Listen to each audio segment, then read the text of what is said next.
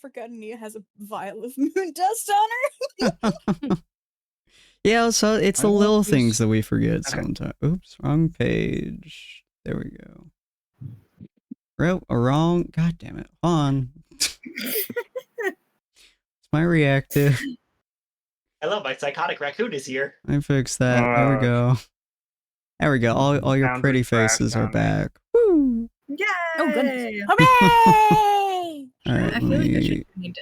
make sure that my subathon timer is everybody. actually going to work for once. That's an hour off.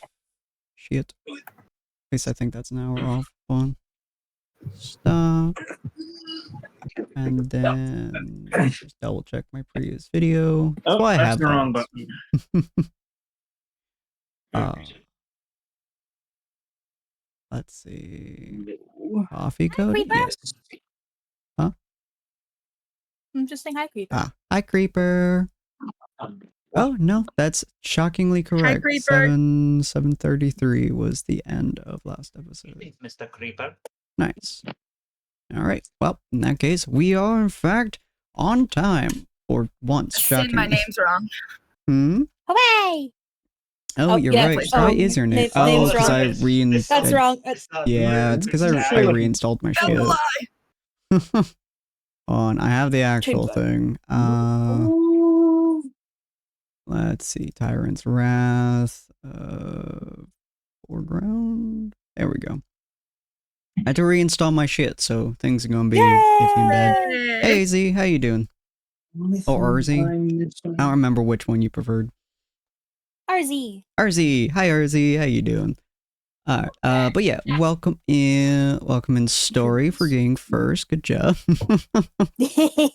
Welcome in Creeper as always, welcome in Azario, welcome in Ray, welcome in Creeper, welcome in RZ, and welcome in Pocket. It is good to see all of you.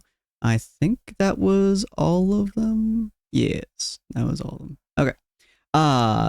Greetings, dear spirits, and welcome to the Tables of Tartarus, a division of Purgatory Corner where fate is bound by dice and stories are carved into eternity. I'm your storyteller, Sinspeaks, and today we're here with my friends Ania, Cyril, Gelmar, Dakota, Adolith, and Sapphire. Hi. Hello. If you guys want to go check them out, their links are right there. Take your seat at the table and let the threads of destiny unravel before you. Every story belongs somewhere, and here your next chapter begins. If you guys are interested in the characters, Heroes T, you guys can look at that and type those in wherever you need. I believe, yes, it has been adjusted and changed. Aldith has one. Yes, Aldith does in fact have one that she designed herself. So you guys are welcome. To Culty, because I literally texted her and was like, "What do you have? I need it." Alrighty. But we are going to be doing a few things. If you guys have not seen our subathon stuffs just yet, here is the thingamabob that you guys can look at for just 1 second. Take a screenshot if you'd like to or not. It's up to you. And then we're going to switch back over here. Mostly so it doesn't break. But we are at 126. I'm going to post that in the admin chat real quick so I don't forget it. If you guys are interested in contributing to the subathon, you guys are able to 126. You guys are able to give a follow, which will add 5 minutes to the subathon timer. Give a raid, which will add an hour to the subathon timer. Or you guys can give a sub. 1 sub is 5 minutes, 5 subs is 1 hour, 10 subs is 2 hours, and it progresses on as well. And you can also add bits. Every 100 bits equals 1 minute, so it works out pretty well. Hi. Hello, everyone. How you all doing? How you all doing today? Yeah, they can't see you. I know you're waiting. I Hello, just real had life coffee. I am Sapphire. extremely hyper right now. Hell yeah. I am tired out. My work had me stay a couple hours late. God damn. Don't worry, we're going My to... ADHD meds wore off. I got nothing. I don't know. I'm distracted. Oh no. If it helps. I don't have mine yet. As Sinspeaks' character sure likes to break the fourth wall. Yes, I am in between the walls. That's how we work. So, last episode, you guys entered into Harmonious Haven, if I recall correctly. Let me move you guys into Harmonious Haven. Where is... Oh, right, I have a council room. I forgot about that. There you guys go. Eventually it'll load. But you guys entered Harmonious Haven. Specifically, you guys entered into Technolopolis, which was being disconnected from, I suppose, the outskirts by a kind of tech checkpoint made by the guilds, more specifically the not goblins, fucking gnomes. The gnomes. They built a tech checkpoint in order to verify each of the guild members' passages, so they aren't able to be surprised by random people heading from the outskirts into the Technopolis, and then they have at each of the 4 gates into the inner sanctum one of the captains. The southern one is a orc, because most of the southern region is heavily orc. What's the word? Occupied, I suppose. And the other 3 regions are humanoids. Not entirely sure if they're all humans, but they are at least human adjacent. You guys went to the guild hall, started talking to her. You guys were introduced into Aldith, whom you guys can see right there, a 5'5" paladin, Oath of Vengeance, specifically dedicating her life to the Temple of Helm, a god all about protection and pretty much saving people around them. She is a Shield Guild member, most specifically, and you guys got to meet her. She was assigned to your team with the fact that you guys are no longer with Rue. She's no longer on your guys' team, so they decided to add her in there, as she fulfills most of the similar roles as Rue used to, specifically in terms of minor healing and being a heavy armored individual. Her specific armor I will detail at some point in the future, considering you guys are all level 8.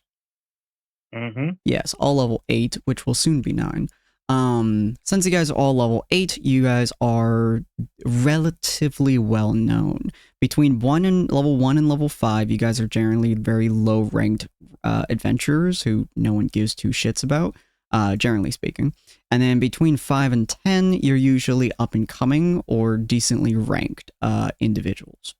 So you guys have done things of note. You guys are being observed, you guys are being noticed, and Aldous specifically has done a few things of note in the past. All of your guys' of note achievements have been done during the campaign so far, including fighting a necromancer, for example, and a few other bits and pieces. I think Cyril's done a few more than the rest of us. Cyril has a lot. Cyril has a I lot. was saying, he's like canonically ancient, isn't he? Yeah.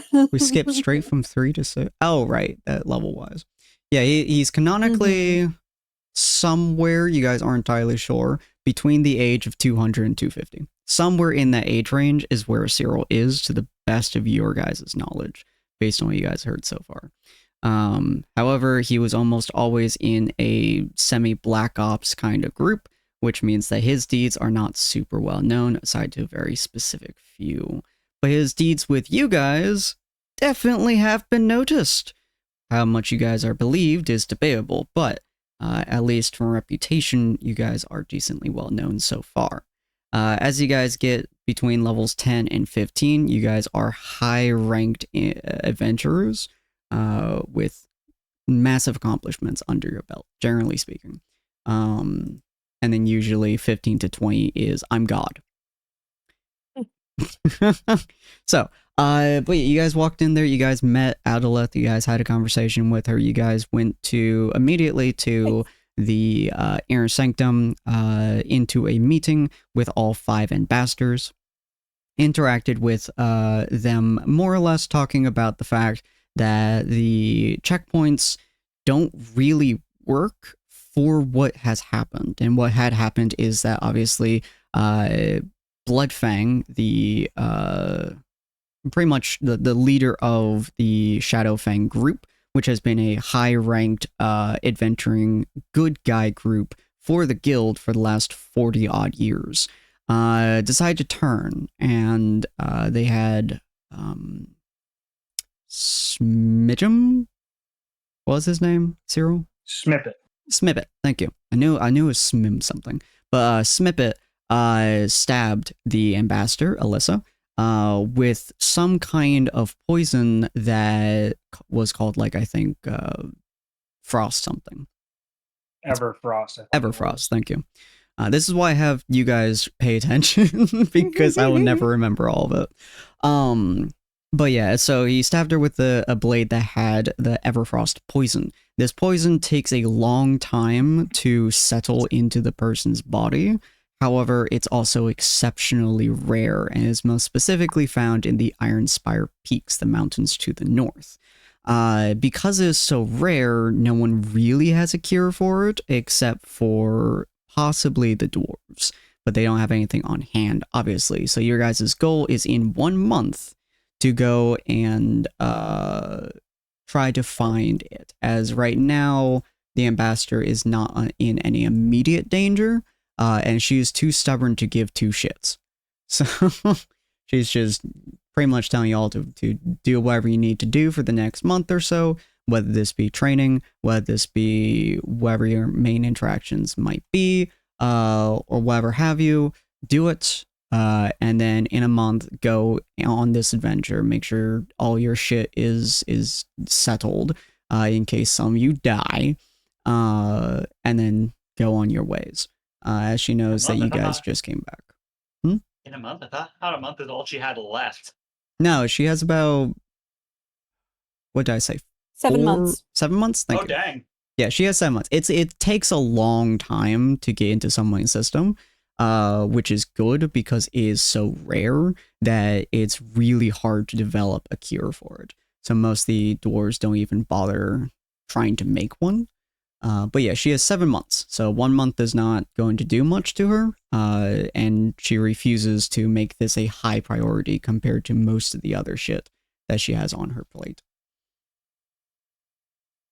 But yes, so that is what you guys have done so far. You guys have a month to do whatever you guys need to do. I know that Cyril has quite a lot that he wishes to do, but it is straight up a month of downtime that you are able to do in whatever ways that you wish to do it.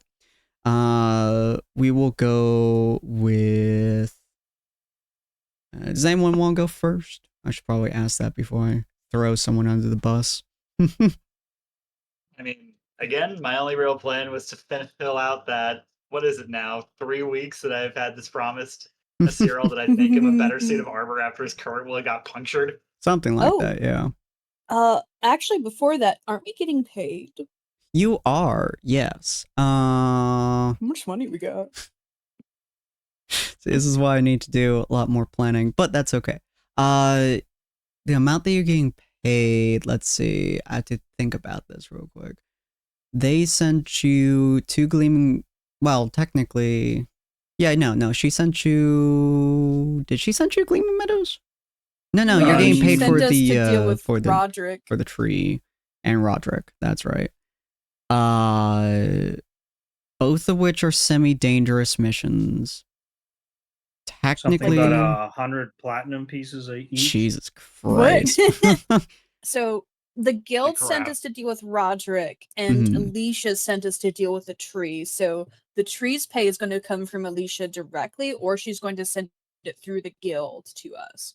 Okay. And then the guild's going to pay us for the Roderick situation, depending on how we did and how our report goes. Okay. And you guys haven't given that report yet, have you? No. Okay. They, the person at the desk said that we could, like, give our report to someone special at the guilds, I think. Mm-hmm. That's all I remember from that. Okay. Yeah, I have to think about that real quick. Yeah, she told you to come by the next day. Oh, I appreciate the hydration. She told you to come by the next day and I think ask for a probably guild leader or something. Yeah, because it requires a higher up to give you this money because this was a higher up mission. So you have to give your report to higher up. So yeah, the next day they requested one of you, or if not all of you, to come up and report directly to them, and they'd give you it. So that's good. Yes, they will give you the money in the next in-game day. Is there anything you guys wanted to do after meeting with the ambassadors? It was late in the day, was it? We stole some papers. I'd like to look at the papers. You did indeed steal some papers. Do you remember the name that was on the papers? I could look. Valentine. Valentine? No, there's just like a letter T for the signature, and I think you said one of the pages is labeled like Valen, Valen is how I spelled it, and then the letter T. Yeah. And you made a note of like none of the ambassadors have the letter sign with just T. And that was weird. And Sapphire stole the papers specifically from the human ambassador's desk. Okay. Because yeah, Thorm always signs his with TH. Which is odd because normally people just use their first initial unless there's another person with that initial already, and then you shorten it. But usually speaking, if you do like lengthen a little bit, add TH, the other person also adds a secondary one. The only times that this doesn't happen, to the best of your knowledge, or your character's knowledge, is when the person is of a higher rank. Then that person uses their initial, and then that also like creates a hierarchy of sorts.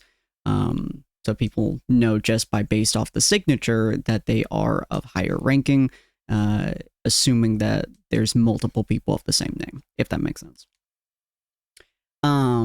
Yes, so the papers you got off from the ambassador. This was the human ambassador. Yeah, the lower you are ranked, the more layers you use if necessary, if there's a significant amount of people with the same name as you. You got off the human ambassador. The human ambassador is in charge of the outskirts. For the most part. Him and the human ambassador works on the outskirts. The gnome ambassador works on the Technolopolis, and then the Tabaxi ambassador works primarily on the inner city, or the inner sanctum, and all three of them work in conjunction. These papers that you have from the human ambassador's table are they are documentation on what is it called? Architecture designed to funnel things out of like waste and stuff out of the Technolopolis into the outskirts.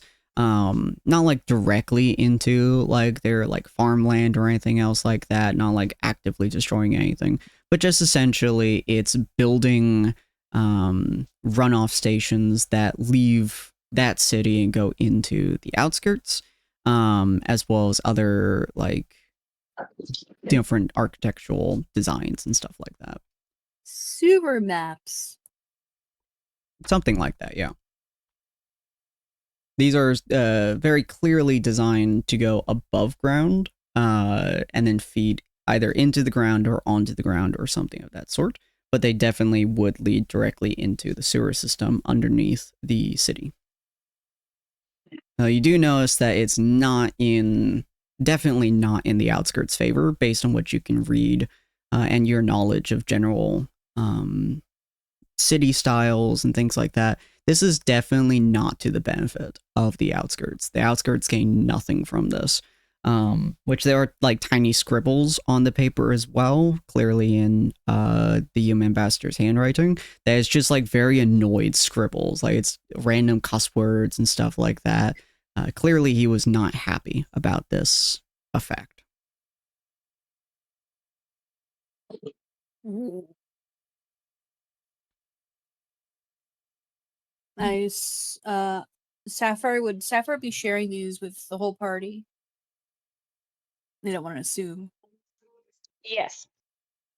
Nice. Yeah. You second that? Yeah. Okay.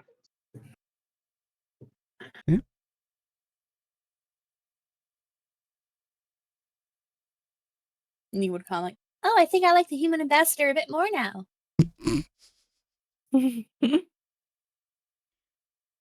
Cyril, based on your architectural knowledge as well, you would gain a similar knowledge to this. The rest of the party, you'll have no idea what any of these papers mean. It's just political jargon to y'all. Is there anything we can glean about who this letter T person is? No, he seems to not exist on this paper aside from that signature. As you look Okay. through the other papers and stuff too, his signature is wherever a signature needs to be. You also notice the human ambassador, his signature, not on the paper whatsoever. Everywhere where you would imagine, everywhere you would imagine he would put his signature on, just has the letter T on it. Stealing this might actually work in the human ambassador's favor. I lost the paper. I don't know where it went. I guess I can't make it happen. Yeah. This thing I definitely didn't want to happen. Yeah, could work for him.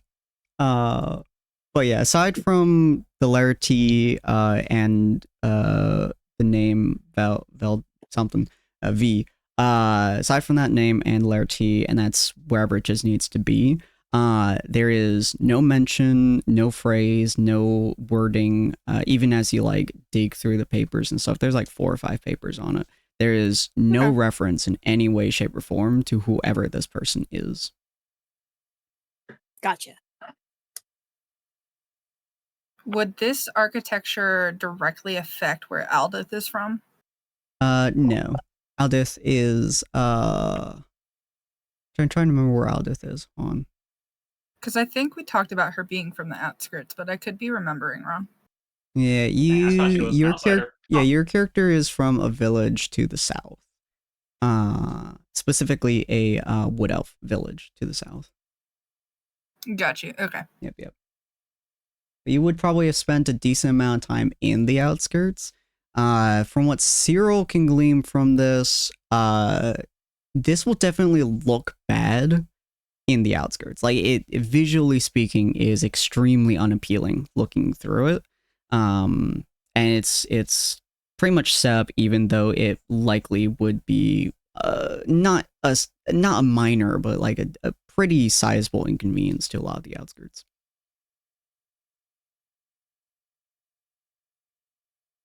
This is just why.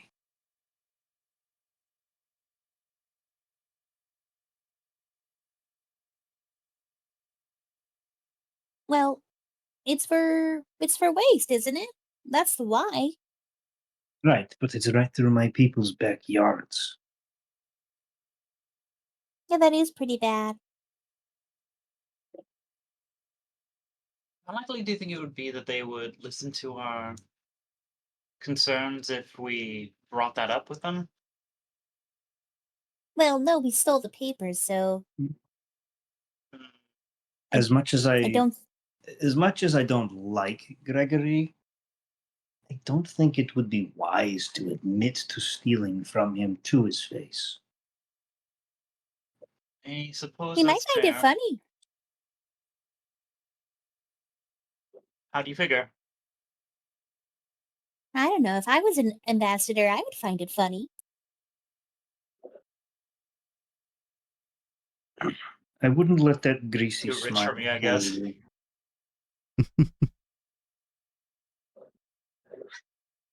What'd you say, Gilmore? Too rich for me, I guess. Too rich for my blood. And he's like, if we're gonna be staying here for a whole month, where should we? Are we gonna all stay at the same place? Why not just continue using our inn rooms? I mean, you Unless have you to had a make sure they're specific still idea there. in mind. I don't have a specific idea. I do want to visit my mother, though, at some point. It doesn't have, not, if we're going to be here a whole month, I have plenty of time to do it. But if anyone would like to go with me when I do go, you're welcome to. I'd be up for that. Much as I appreciate it, I don't think if they're anything like you, I don't suspect that they'd have the greatest view of one with my razor arm unless you hear the rattle of metal. Well, there is someone there I think you would very much like to meet. Indeed. He doesn't mind metal as much. But he lives sort of nearby. He's not actually part of the druids, though. I'm intrigued. He's my mentor. Perhaps I will. I'll follow you then. When is it that you plan to go, by the way? Oh, what? Perhaps I will follow you. What time is it exactly that you plan to go? I'm not sure. It depends how things pan out. But at some point. Hopefully before I think we're still allowed in and out of the city. I don't want to risk the city going completely closed off before we go. I don't suspect anyone's going to have concern with us passing through.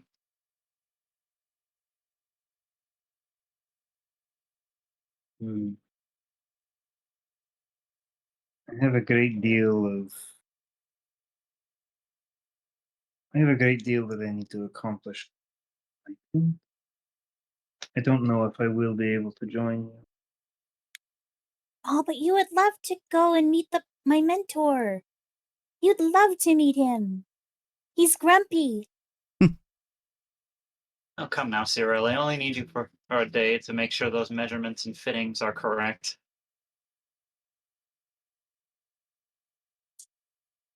If we go now, would that be enough time? And then...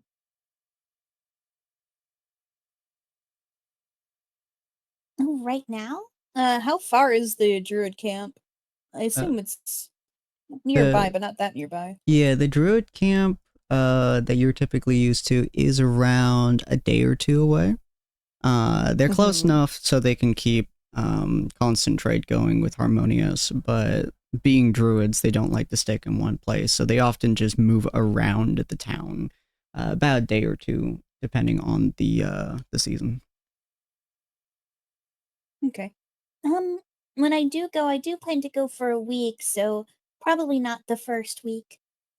Are you going to be busy the whole month? I don't know. Do we get to know what you're doing?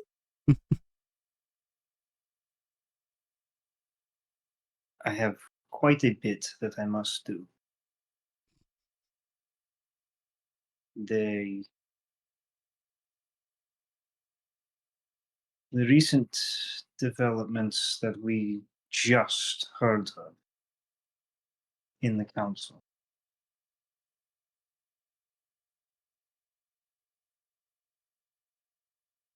Don't like what I heard. Not planning anything rash, are you? I hope not. But I think if we can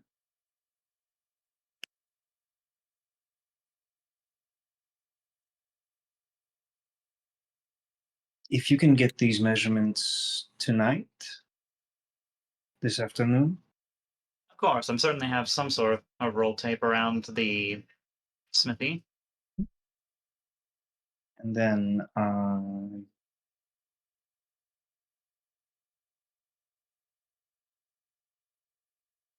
I think I'll try to go the third week of the month. I will do what I can to be ready by the third week. Hooray! Well, hope to see you there, sir. You'll be needing any hands with what it is you're doing. I fear you will be busy enough. I wouldn't want to burden you. That's an excuse!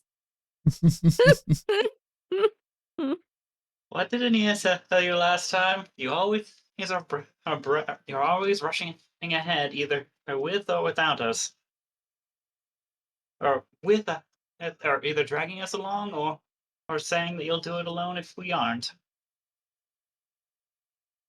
Well, I mean, he's doing it I alone.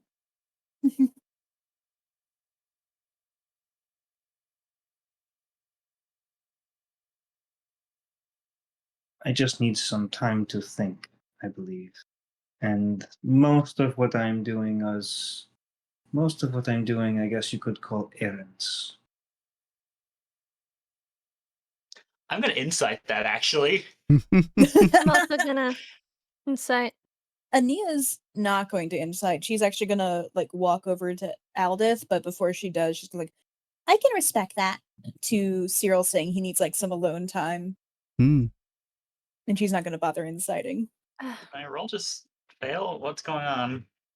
Oh no, Oh, we've no, been I on see your roll. Stin's side. Yeah. Huh. Yeah, I I see Dakota's too. yeah. Hmm. I don't see Yeah, I either don't of see it our on. rolls. I Yeah, think. Are you seeing them on Foundry Yeah. or? I can see them on the stream, but I can't actually Yeah. see them. I can Same see story. the dice rolling. Yeah, I can see the dice rolling too. Same I thing happened clearly last have week. some sort of connection, but weird It's like and it's set up irritating. to. It's like it's set up to only show the DM the rolls and not us, like for some weird default. That's odd. They're You know what? Screw it. public I'm gonna roles. cut I'm going to become unavailable for 5 minutes as I refresh this page. No, it's not you. Everyone else is experiencing the same problem. Yeah, I'm afraid I'm not it's too even late. seeing my own roll. That's super weird. Do you guys see that roll? Nope. No. All Well, I at least see is I my see the black saw the refreshing dice. screen. Huh. Latency is very high today. Very strange. Okay. Oh, it's not connecting to that. Okay, hold on. Let me. At least they show up on stream. Yeah, I'm happy about. I'd be much more annoyed if it didn't pop up on stream. I'm awake. Let's- I'm alive. Hello. I see all the rolls that have been made. I have no idea if future ones I attempt will be going through. Do you see that one? Yes. Hey, okay. Apparently y'all Guess I'll just need to refresh. I see the refresh. yeah. I see the dice rolling. I don't see the actual roll in the chat. Yeah, apparently you just need to refresh. I got both. I'm not sure why this one Hey. isn't popping over. How did you get 2 19s in a row, Sin? What the hell? Yeah, I couldn't tell you. Okay, never mind. I only see 119. My bad. Same way I got a double nat 1 on an advantage roll. Yeah.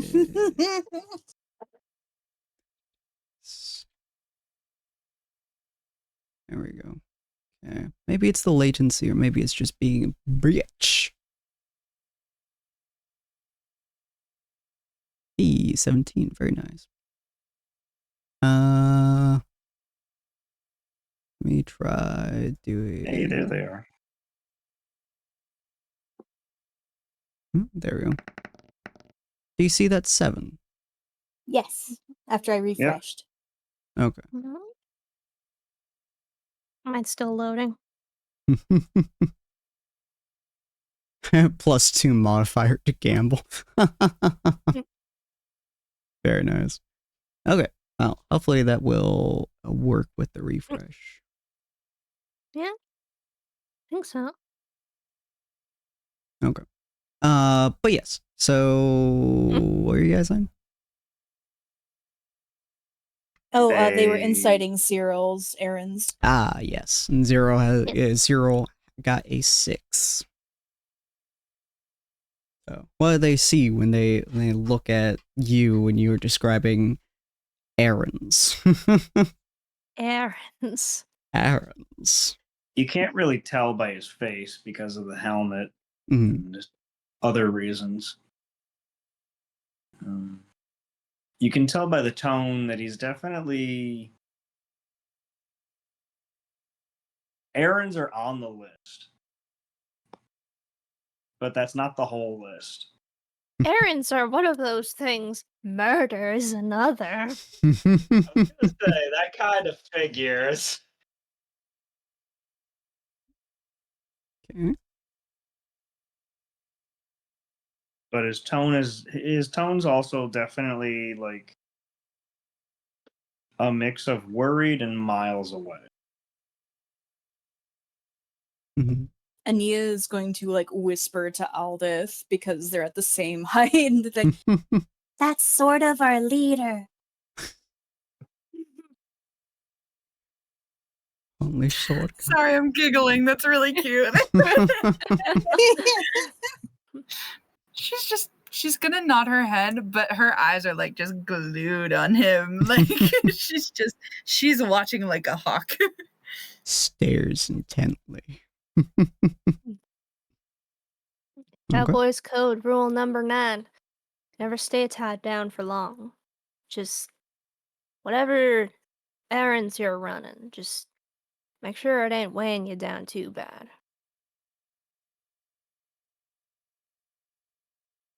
The bulk of what I am doing is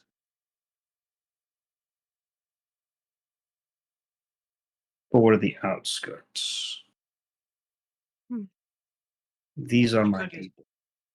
They definitely could use a bit more support, especially in situations like these. Yes. And with a recent influx of poor quality moon dust causing a whole new volume of problems. I have worked too hard to watch my people fall into chaos again.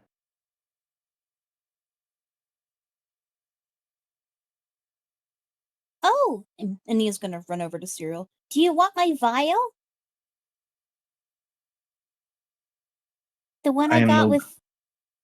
I'm no good with chemicals. I have no idea what to do with it. You would No. I refined the dust we got. It's basically just... I don't know for sure. I've never really been exposed to it, but I have a vial of it.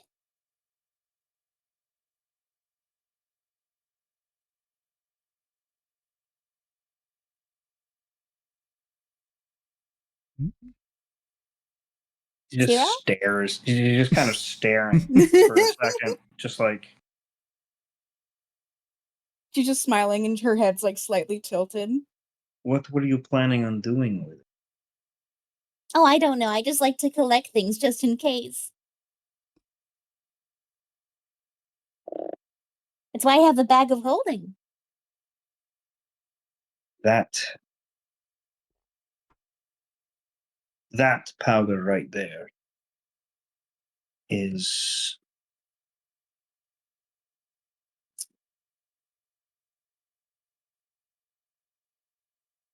probably the most dangerous thing in our presence right now.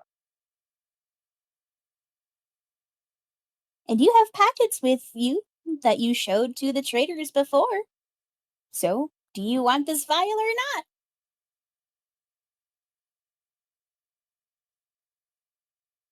Above game, I don't remember having any packets of it.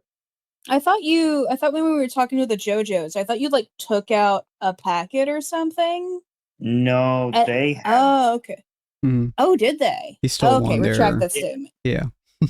That's how they knew that's how they knew about the stuff, and that's why they were asking us to go get more. Oh, okay. Retcon that. Mhm. Neil will continue like, Well, I wanted to learn more about it. Like, maybe, like, I have a vial here of venom. So, you need venom in order to make antidote. So, I figured I'd have a vial of this just in case. I'm not gonna use it. In my hands, that would do no good then. Perhaps I'm keeping it. Perhaps in your mentor's hands. Genlurk's like staring between the two of them. I know it's a little late to be offering you this, but he pulls out the cloak and starts handing it to Cyril. It's not quite a poncho, but if you'd like another covering, it probably could work as a passable substitute. No. I think Suit for yourself. now, I think for now I will continue as I am. Very well. Just make sure to stop by the smithy a little later. And I'd rather not leave you with that big of a hole in your chest piece for much longer.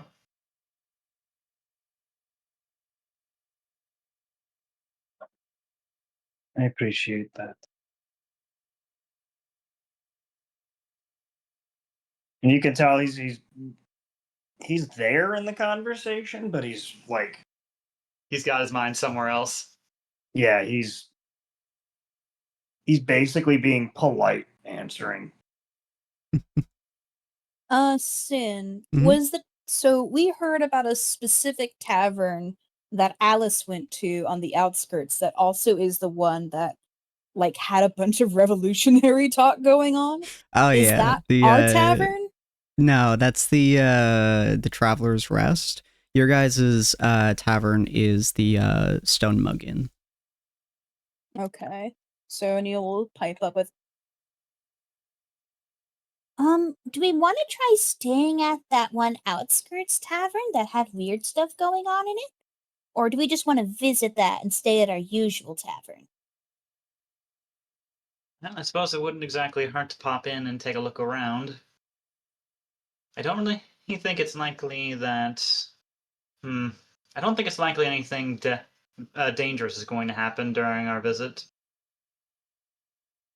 Yeah, we probably shouldn't stay there overnight. We should probably just use our regular tavern for overnight stuff, but we can visit.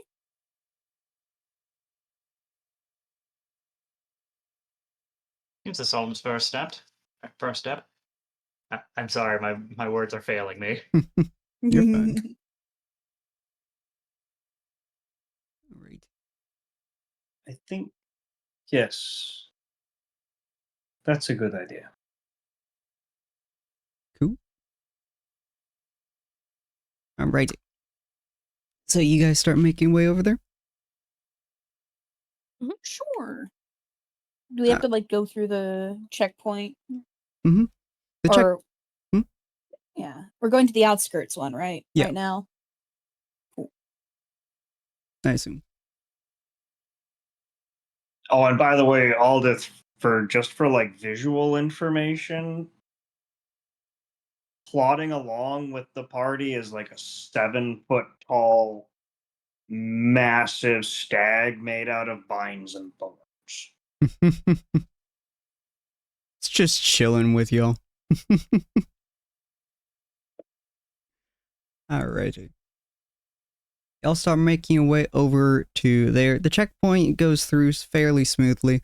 Since you're coming from Technopolis over to the outskirts, they pretty much just make sure you have a badge on you, an emblem, so you can get back in. And then they just let you pass. It is significantly easier to exit than it is to enter, it seems. Are you guys going? No, I'll have to think about where the inn is. Alda, do you remember where the tavern is? I can't remember if I said a specific direction. Are you asking me this because I'm a King's Kindness enjoyer, or Yes. are you asking me this? Yes. Yeah, average King's Kindness enjoyer. I can't remember which direction it is. I think it's to the east. Oh God, I don't know. Could be wrong. Actually, it's so hard to remember. We have all these doodles on here, but not actual names of places. I know, right? Should write down names. Are lovely King's Kindness people as well. Good point. I know. I love it. We'll say it's to the southeast. So you guys can go either through the south entrance or through the east entrance, whichever one you guys wish to go through. Isn't the south entrance the one with the really scary guy? The south entrance of the inner sanctum is the scary orc captain. The south checkpoint was the very annoyed gnome who said he's not paid enough for this shit. Let's try the east one. Get an idea of what's going on where. Okay. If everyone else is okay with that. Yeah. Perfectly. Cool. So you guys start heading to the east exit of the Inner Sanctum. The guy standing there, he's wearing similar armor to what Cyril often wears. That general, like, not quite full plate like the orc had, but it's much skinnier armor. He's holding a glaive similar to Cyril. Cyril, you remember this guy because you trained him a long time ago. Specifically with the glaive. He's one of the very few folks who actually trained with a glaive with you. He's a human, roughly 6.5 feet tall, very lean, but you know from experience that most of his muscle is, like, he's mostly muscle. He can't go toe-to-toe with an orc, but he can go toe-to-toe with most guys. And his name was, we're gonna go with, Severant. We're gonna go with his name as Severant. Very strange name. As you guys pass towards the exit, he turns to look at you, hearing your footsteps, and he goes, "Ah, the Silver Knight has returned. I wonder when you'd be coming over to get some drinks with us." Yes. Severant. Oh my goodness. It's been a long time since we've seen you. Where have you been? And I see you gotten yourself a party. I always thought you'd be a loner. And I thought it was time that I saw to some old promises. Ah, you and your mysteries, old man. And your party. Who may all of you be? You seem like a fantastic company. Nia waves energetically. They are quite fantastic company, and he goes through and he introduces everyone to Severant. Mm-hmm. Ah, this is the party that I've heard taken down Necromancer and went up to the bandits and did something. Did you ever finish that mission? Yes, we did. Above game, should I recount the suggested report I put up here? I'm gonna kind of try and dodge the question. That's fair. We are actually en route to the guild to debrief on that, and I believe they would rather hear it first. I see. Well, don't let me stop you, old friend. Feel free to pass on through. Don't go through the southern gates of the Inner Sanctum. The bully over there has been itching for a fight all this time.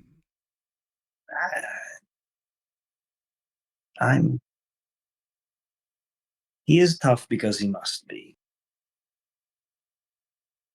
He tries so hard, he never goes for a drink.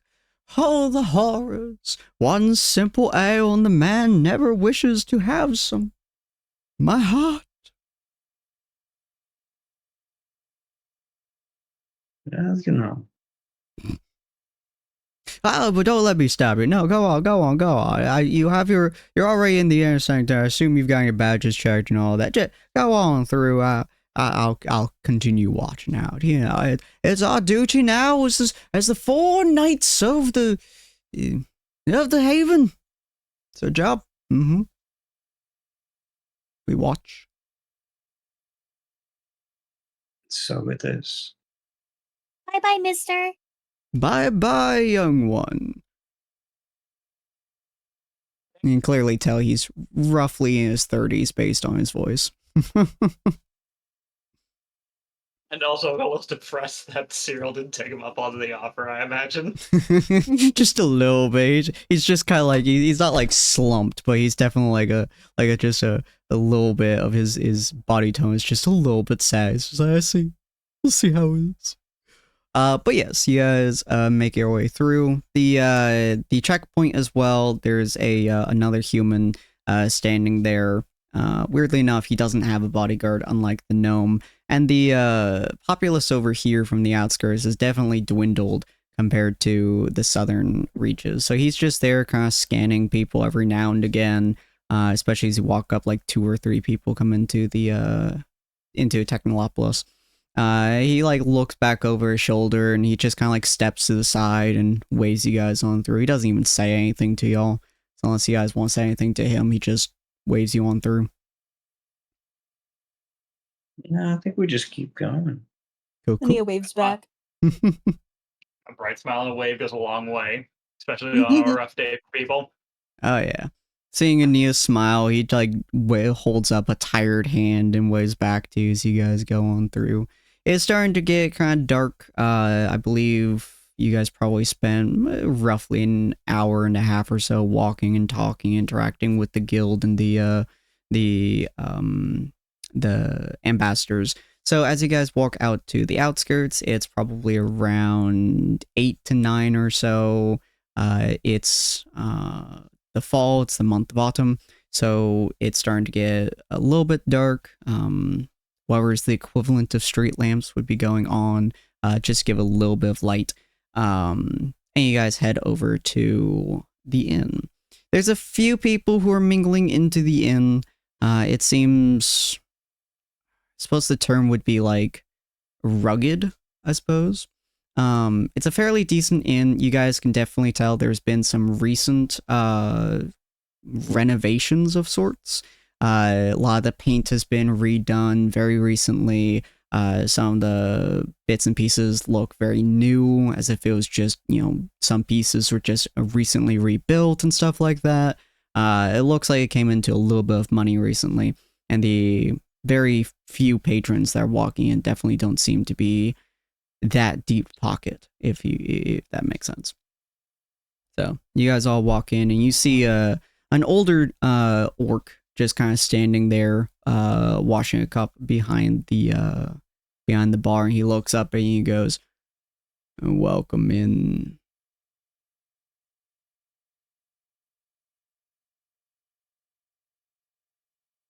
Much appreciated. Perhaps a round of ale for my friends. Coming right up. And he waves. You see him like look at you for a second, almost in confusion, and then he just kind of like shrugs and gives you a half-hearted wave before he starts pulling out a bunch of different cups and pouring ales into them and stuff, and he chunks out to the 6 of you. Do I need to track down the alcohol types that no, never mind. I guess its location probably has a lot of different ones. What am I saying? Yeah, this one is just basic general ale. Definitely bottom of the I don't know what the word would be. Bottom of the list ale, basically. Bottom of the barrel. Dang, part of me wants to suggest putting 9 roses in here. But he just kind of like nods to you all, and he just goes, "What brings you to our town?"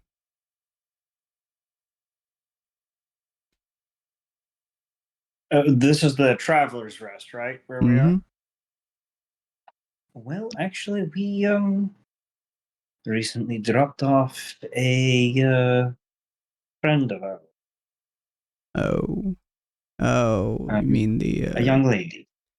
The spirited girl. Yeah, she asked if she could help out here, and I don't need much help at this point. During the day I sometimes do, but I had to find her name again. Hold on. Alice. No, that different girl. One that you guys will remember once I can figure out which name it was. You mean Greta? Yeah, Greta. Thank you. Love how you realized who I was talking about. He's like, I often have Greta around in the mornings when it gets busy, but during the night I do not need assistance, so I gestured her to the stables nearby. That's where she's getting her rest for the night.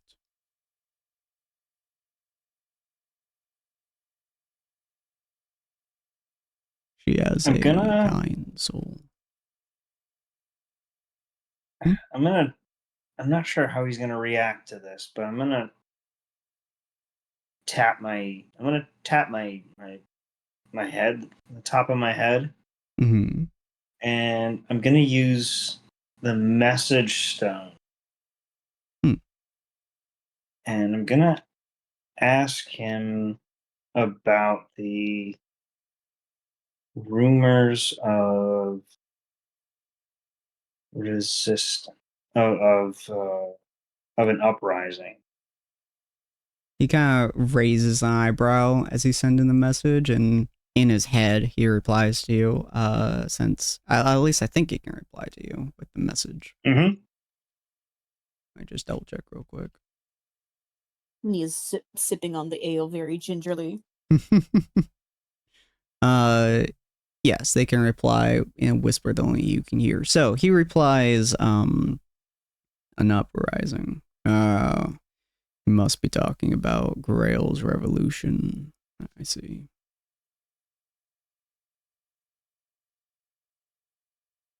And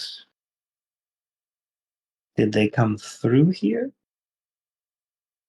He nods and he just replies, they just left. Yeah, 2 days. Today's the 9th, 3 days ago. The rest of you guys are just seeing, him and Cyril staring at each other. Do I need to insight to know what's going on? Or can worry. I guess? Gonna kind of slump. He's gonna kind of sit down in the chair and lean over. Do you remember what they were talking about in the council? The rumors. Who are you speaking this to? Ania, I'm gonna say. You'll tilt her head and lean forward. Well, there was a lot of rumors going on. The revolutionary rumors, and I'm trying to keep my voice low so no one else can hear me. Uh-huh. Well, they are called Grail's revolutionaries, or Grail's uprising, and they were here 3 days ago. Oh, goody. I fear our information is old. Not that old. 3 days is a long time. I've already gotten more information anyway.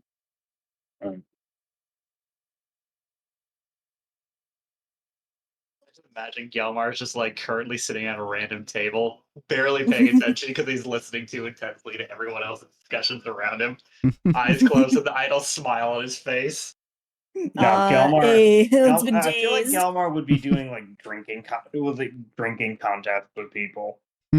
Immediately finds a drinking contest. Yeah. Seconds of walking in. I love that.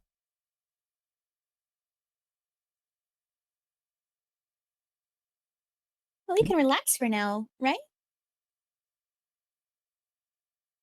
Unless there's something very specific we're looking for. For now, I think we can relax. Hooray! And she'll say that a little bit louder. The bartender is still just cleaning some cups, just watching. Rooms for the night. Ooh, we are staying. Okay. Folks don't usually rest here, so I only have 3 rooms available. Each one has 2 beds now, though, courtesy of previous patrons. So do as you wish. 2 silver for each room. Certainly. And I'll pass the silver over. He nods and takes it. We have 3 rooms, each with 2 beds.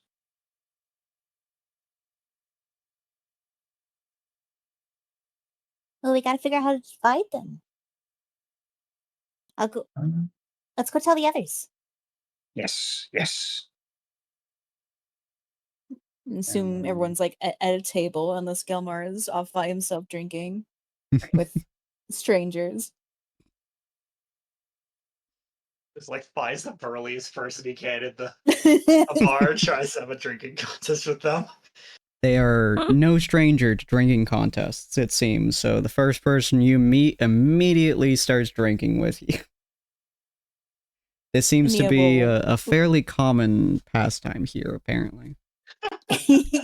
Everyone gets smashed here. Ania's gonna tell Dakota, Aldith, and Sapphire, like, we have rooms for the night. 2 beds each room. Oh, that's good. It's been a while since we slept in our actual room, except for you, Miss Aldith. I've never gotten used to sleeping in a bed proper.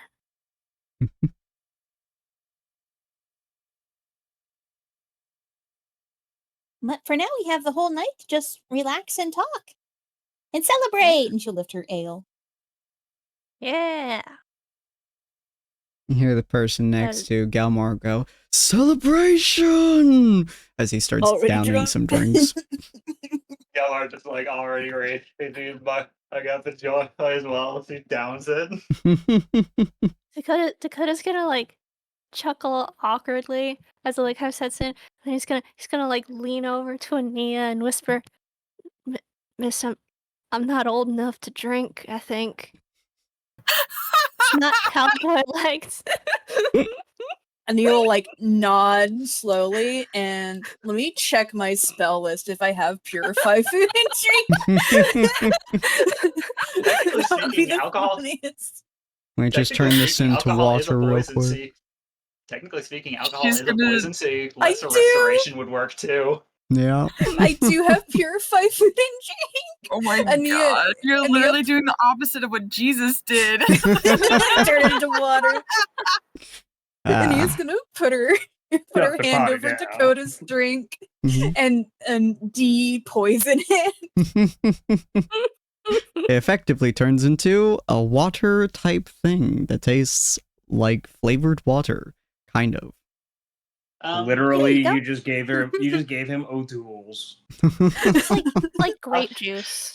I was gonna say, like, I just imagine just like using to change alcohol back into the fruit juice it was before. Pretty much. Gave him a LaCroix. Yeah. It has a hint of the fruit. It's like the medieval equivalent of like little juice box. Adorable. It's a tankard. Yeah. Yeah. Thank you, miss. You're welcome. He sips at his grape juice. Jesus Christ. You guys don't know how long I've wanted to pull the not old enough to drink bit. It's beautiful. Ania's gonna turn to Aldith and be like, "Oh, since you're new here and you don't know the rest of the party, would you like first pick on who you room with if the other person is accepting of it?"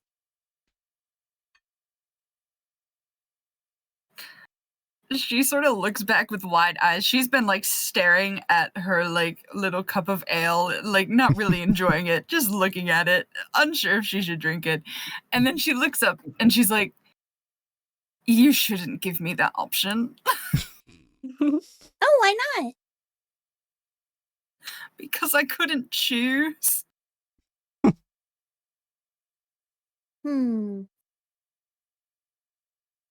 Well, probably between me and Sapphire, maybe. Girls gotta stick together. I like that. It does not matter to me. I do not have a preference. Whoever's more comfortable with me. Oh, but Sapphire's going to be talking to Bill all night. And she'll look into Sapphire. No, I won't. Meanwhile, Do you Bill's not? doing the backstroke in her ale. I can totally see that happening, especially because Bill in the previous campaign was a heavy alcoholic. Mm. It's just dancing to the side, just doing like a weird kanku dance. It's not real. It's not real. Sorry, Sapphire threw a fake apple over the fence and my dad picked it up. Was about to put it in the fruit bowl. Oh no. I love that. That's fun.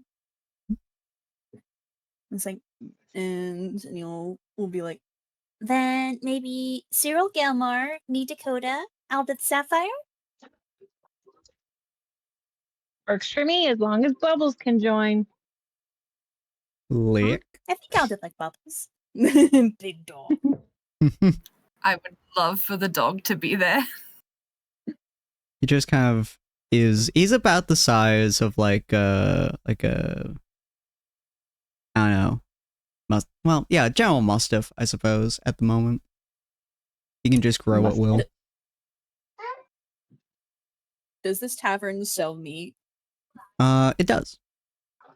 And Nia's gonna order meat for Bubbles. Aww. And maybe some water.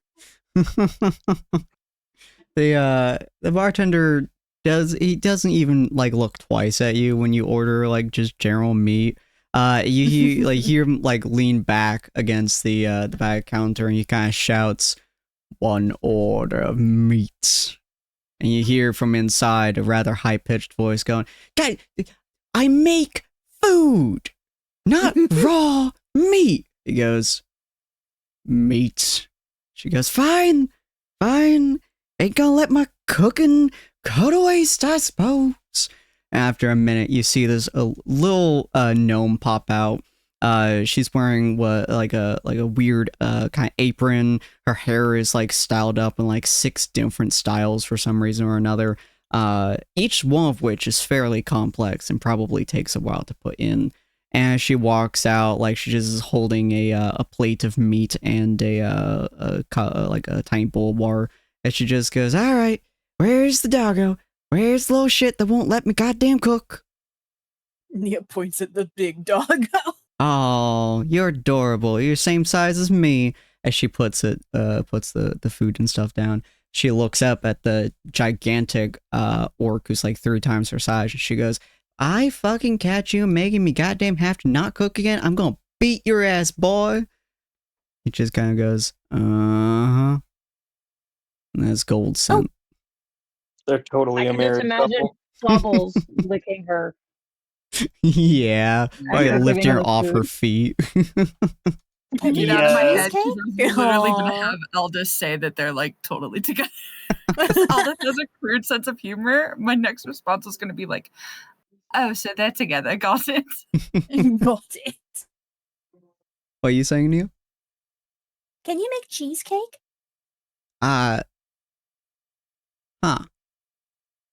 Think I can. I haven't tried it before, but I think I can. I'll be right back. Interesting. You're interesting. I like you. You remind me of somebody. And I used to beat her with a stick. Please don't hit me. Do you cook badly? No? No, I won't hit you. She walks back into the kitchen. I don't cook at all. He chuckles softly. Last one we had that asked her for pastries. She went into the back with her and made the most bland pancakes I've ever seen on the face of this planet. I'm so sorry that happened to you. No, I didn't eat it. She gave it to her teammate who thought it was the most delicious thing he's ever had his hands on. No, maybe it wasn't bland then. No, it was. Her other teammates were you- horrified. Oh, I see. Faces they gave. Like I did it to a floppy piece of cardboard.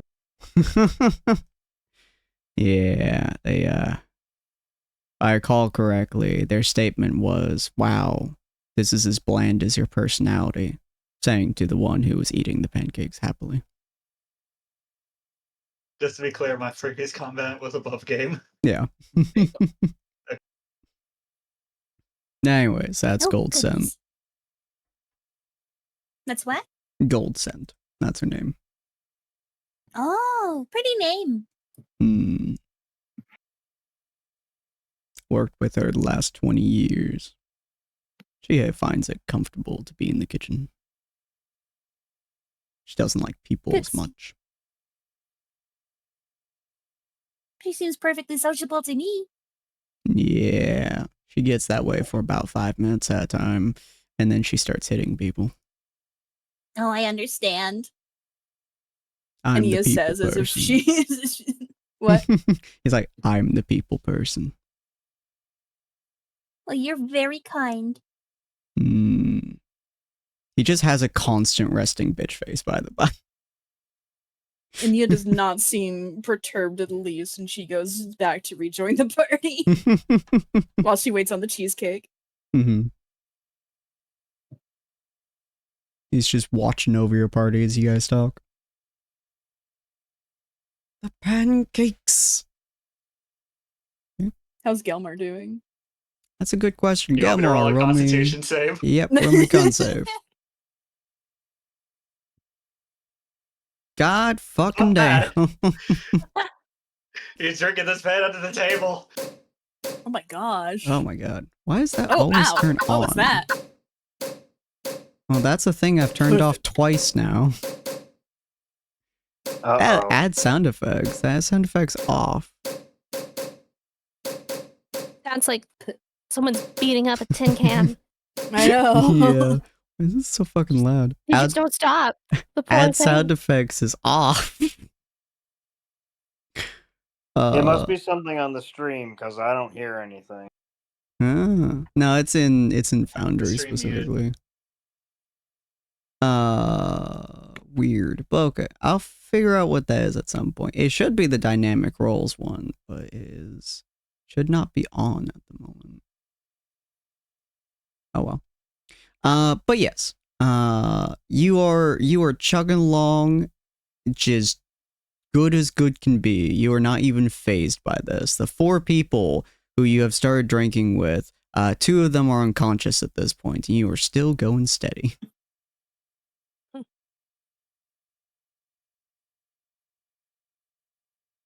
Ania Last will. guy's getting nervous and like, oh crap, what am I working with? Is this an Eldritch horror or something? How the heck is it downing this much ale? Still, it's still looking fine. Pretty much. Okay. It's not fair. It's like he's just got a barrel in there. Pretty much. Oh. Yeah, the rest of you guys just kind of sitting around. If you'd like to talk, you're more than welcome to. Where exactly are we sitting? Are we next to a window? Yes. Yes, you would be. Oh, Is that's the a good moon point. shining in? Yeah. That's a very good point. It is. What's the moon phase right now? I even How posted cloudy is it? Is a half moon at the moment. So as it shines in, it's not the most bright, but it does shine in, and it would be hitting roughly around your table through the window. I'm sitting next to the window, so. Nice. Alda, if you just see, like, as the moon, like, as the clouds kind of pass by the moon, and the moon, starts shining into the tavern, Sapphire's body just starts, is it glowing, or is it sparkling? Shimmering. Shimmering. Sparkling, That's yeah. what the word is. Shimmering. Yeah. It's a little bit of both. all of her exposed skin starts to shimmer in the moonlight. I imagine I've been drinking, not as much as a frickin' Gelmar, but a few, so I've taken off my cloak. Mm-hmm. Aldith is going to assume it's the alcohol she's drinking. Oh my god, she's actually shining. Damn. Had too much to drink tonight. Exactly. Aldith's got her beer. God. Oh no, it gets even funnier. She hasn't even been drinking. She just has been staring back and forth, debating about it. Now she just thinks that she has and hasn't realized it. Have I been drinking tonight? The fuck? Gaslights Did I herself drink into anything thinking from this she's cup? drunk. We have 8 cups if I drank tonight. Oh my god. Is this my 5th one or my 1st? I don't know. You should That think sounds you're like I've hammered. had too much. People are Dakota's starting still to wet. glow. Dakota's still sipping at the same thing of grape juice. Yes. Tiny sips, Nea's tiny gonna- sips. Look to moonshine taken literally. Damn, they're shining. Nia's gonna talk to Aldous and she's gonna be like, Oh, do you not like alcohol either? Do you need us to get you something else? She's gonna, she's gonna look up from her cup that she's still just staring into, but now it's because she doesn't know if she's actually taking a drink or not. she's gonna be like, I'm not a big fan of it, but I don't not like it. Oh, okay. As a warning, Galmar over there, he's probably going to want to duel you at some point if you're a fan of dueling. I'm a fan of any practical training that I can get my hands on. Oh, he's been missing his training partner, so it would cheer him up a lot if you trained with him. Exercise. I'm just gonna keep that in her head for now. Exercise. It's a surprise tool that can help us later. Mickey. Mouse. I gotta be careful there. We don't want Disney to come after Rick. Oh god. Come fight me, mouse. Yeah, we want the Hilarious story. Yeah, we want the VOD to exist as much as we want his shins to exist. Alright, gotta make it so you guys fight more mice now. Get you guys to fight the Mice King, the Rat King. There we go. Oh no, Sin, just throw a whole were rat at us at this point. Half rat, half mouse. Throw the mice from Deltarune at us, actually. Oh, that'd be cute. oh, I love them. Alrighty. Anything else you guys like to ask the bartender or anything while you're waiting for the cheesecake?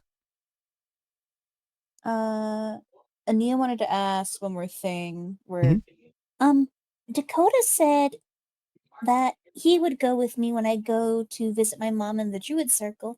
Eldith, Sapphire, are either of you two interested? It might be Alda's for a gonna week. look up. Sorry. Go ahead. Alda's gonna look up really shy, and she's gonna be like, "I was going to ask, but I was too afraid to. Can I come?"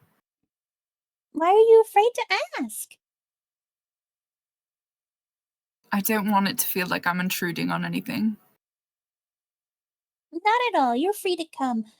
Druids don't like metal too much, but Sin, do travelers wearing metal, like, the druids don't care, right? Generally speaking, they don't really care unless the traveler is trying to do or participate in a druid ritual or something of that sort, or attempting to give them something metal. Otherwise, they generally just treat you as an outsider and just assume you have different practices than they do. Aldith has a change. She has a robe instead, so she can always change out of her armor because she has an acolyte robe in her bag. Ooh. Nice. You'll see. Druids aren't a big fan of metal, but just being a visitor won't cause any harm. Just don't give anyone metal. I have a change of clothes. I can be respectful. Oh, wonderful. And Sapphire, did you want to go too? Yes, I would like to join. Wonderful. Before she says that, though, she's gonna flag down the barkeep and get another drink, possibly another round. I'm not sure if anybody else wants more. I think we're all still on our first cups. Mm-hmm. He's quite consistently like- getting Galmar some more drinks. Cyril, are you drinking? I actually haven't even like touched my first. It's kind of shocking, actually. Yeah, like He's going through it. Yeah, so he'll kind of get just you. like I got that like that charred reed that I use to drink things with. I'm just kind of like rolling I'm just around kind of in your cup. absently stirring it. Yeah. He's got I'm something. gonna in make his sure mouth. everybody has one that wants one, with the exception of Dakota because he's too young. Fair, fair. And then when the cheesecake gets there, I'm going to get Gelmar back over to the table. Shockingly, even with fighting 4 different people in drinking contest, one of them was a dwarf.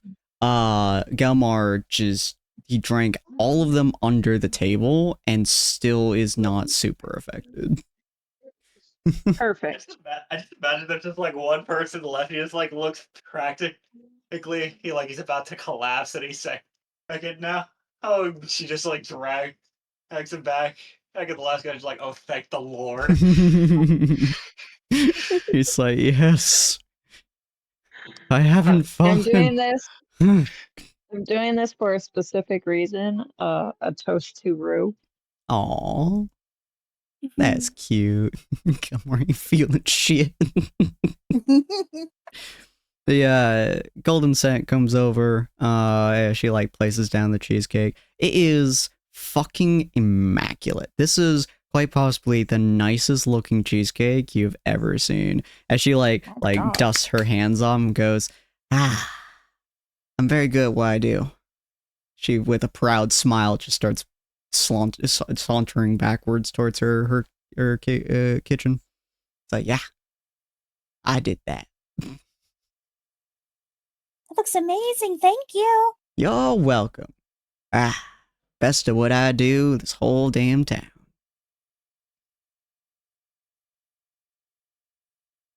I really should come here more often.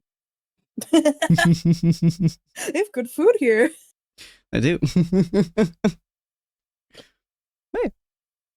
It's placed pretty much in the center of the table for you guys to work around or. I'll get a slice. Nice, no? Yeah, I was going to Gotta get get some everybody a of that. slice. Yeah. I don't care if they want to eat it or not. They're getting a slice. Take a slice and also do the toast. As soon as everybody has their slice and a drink, I'm going to be like, here's to Rue, wherever she may be. Safe travels and safe Questing. Safe travels. mission. I say safe mission and Yes. welcome to Aldith into our group. Welcome, Aldith. Welcome to Aldith. He says, raising his mug. He has a smile on his face. The eyes are closed, and you can see tears rolling down his face. He still misses Rue. Oh Aw. Hi. You're saying hi again.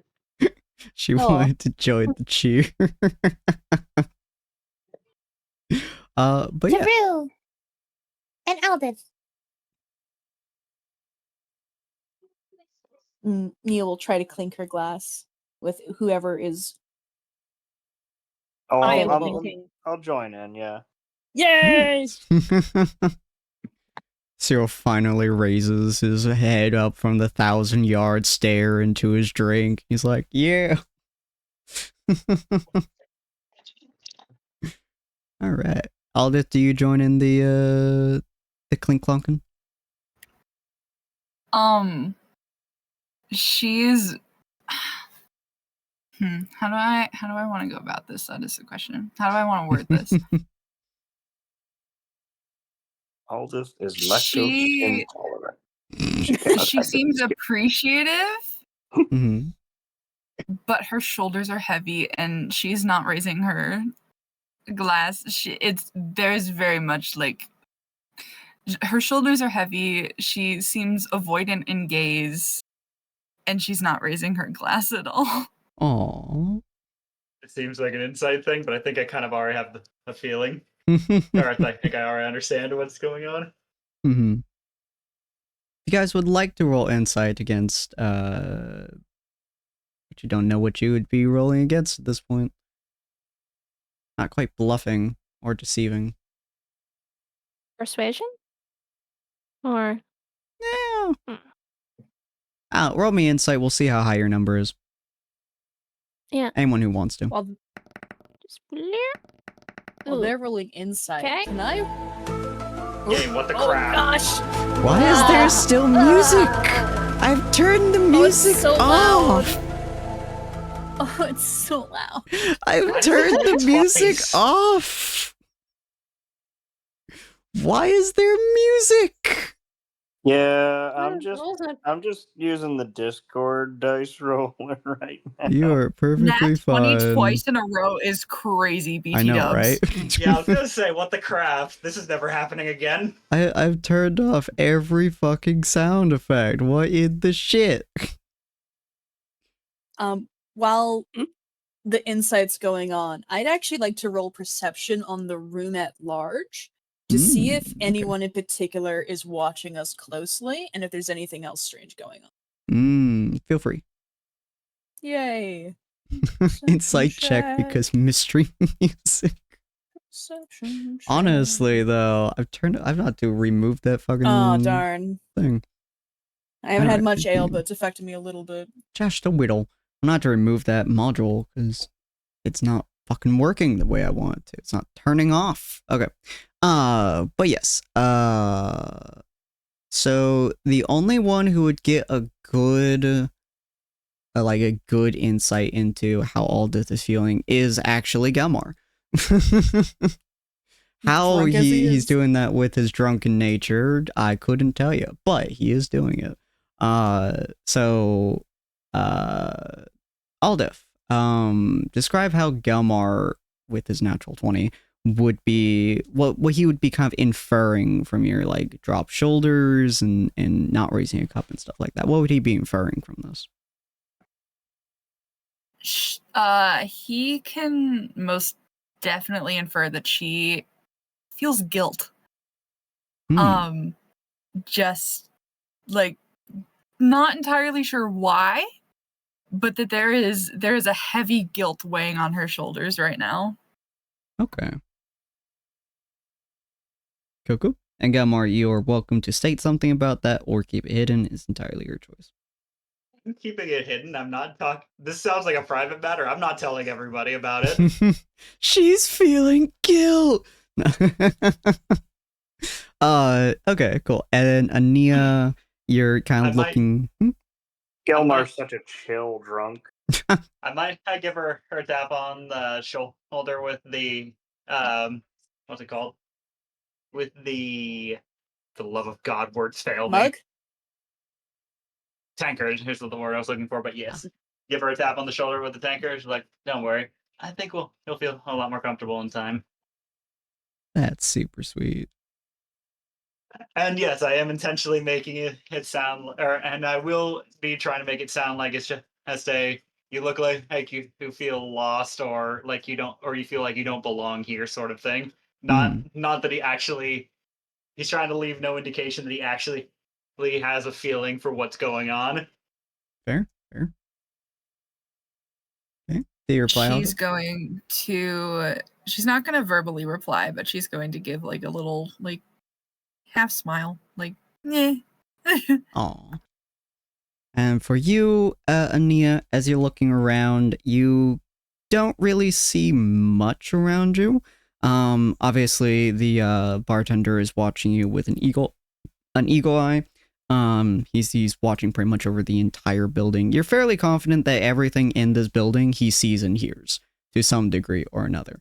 Whether or not it's true is very debatable. I will have you roll another check real quick. Ooh. On just one moment. We're going to have you Bonus check. roll another perception check. Bonus check. Bonus Perception check. Do. Bonus check. Who's rolling? Little bit Nia. better. Oh, yeah. Oh, yeah, of course.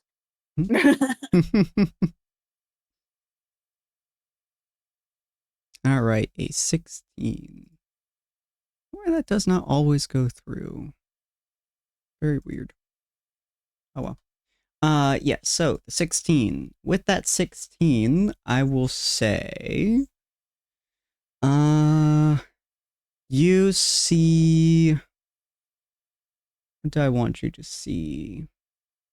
You're going to be seeing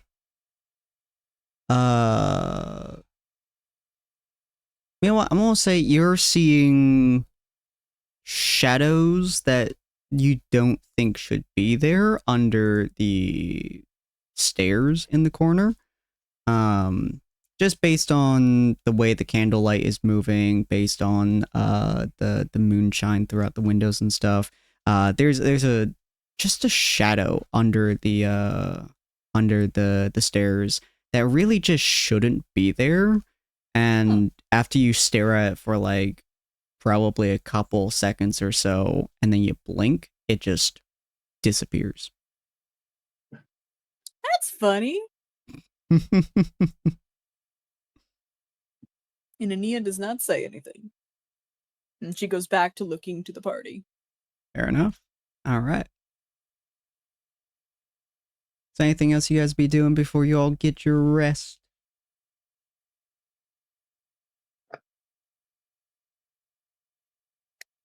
I don't think so.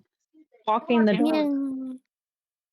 I guess I'm just gonna be or I'm just gonna be hanging around in the bar, listening in on the general chatter until I start feeling tired, and then go up for my room. Fair enough. Fair enough. And you were saying, Zephyr? Walking the dog. Walking the dog. Fair enough. Fair enough. All right. So you all start to get your rest, going into your separate beds and stuff. Cyril, Gelmar, I think it was Dakota, Ania, and Aldith and Zephyr. Yes, if everyone's okay with those seatings. Mm-hmm. Yeah. Yeah. I will sleep with anyone. I could have phrased that better. Wow. Come into my room. Oh, I love that. All right. Y'all Alcohol go. affected you that much? Damn. All right, so y'all go into your rooms and you start to lay your weary heads to get your rest and the like. I would like to put some vials in front of the door, so if the door opens, they'll like peter over and clatter on the ground. And I'm gonna tell Dakota I saw something. Ooh, interesting. Okay. Saw something? What? Yeah, I saw something is like it under elves? this. Well, I don't think so. It was a shadow. Is it the gnat? And he had like looks at Dakota for a second, thinks There- about it, and is like, I don't think the knight would put themselves through hiding underneath a bar stair. I think they probably have too much pride for that. That's fair. Well, just gotta run down the list. There's a lot of things that could be chasing us. Well, I mean, it might not be here for us. It is a big tavern. Hmm. But we got little bottles here, so if the door opens, we'll hear it. The tavern owner's a warlock.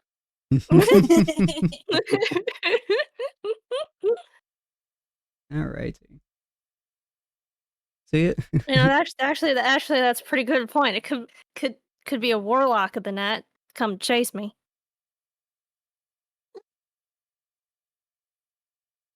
I don't think so. Just running down the list. Is the list the most likely candidates, or is the list the things you're most worried about? Why can't it be both?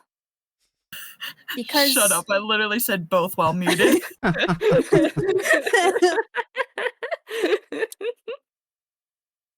because what you're most worried about isn't the most likely. Shoot. Brain blasted.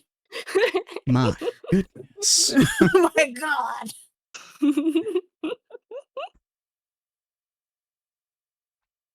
And Ania and Dakota are gonna do their weird, like, sitting up sleep, except maybe they'll lay down because they both know each other fake sleeps. I love that. Yeah. I will say before Aldith goes to bed, she does pray. Smart. Okay. So you all lay down. You can all do your long rest if you'd like. I need to And- change my spells. You all start getting your sleeps and stuff like that. And as the night goes on, Gamar, you would almost certainly hear Cyril getting up for the during the middle of the night. Do I you want say to follow anything? him.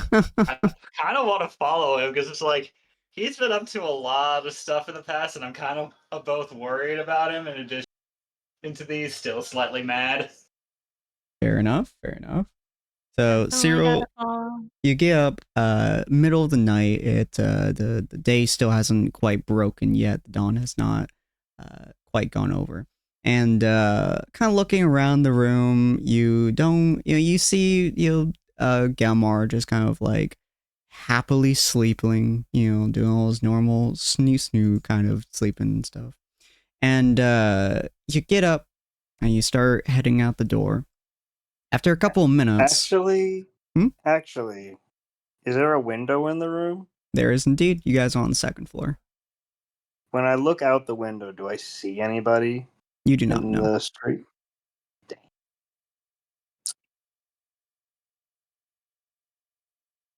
All right, fine. I go out the door like a normal person. Fair enough.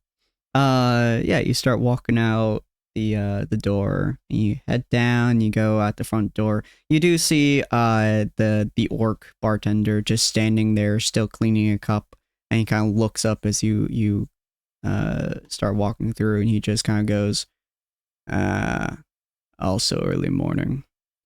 Too many patrons early morning.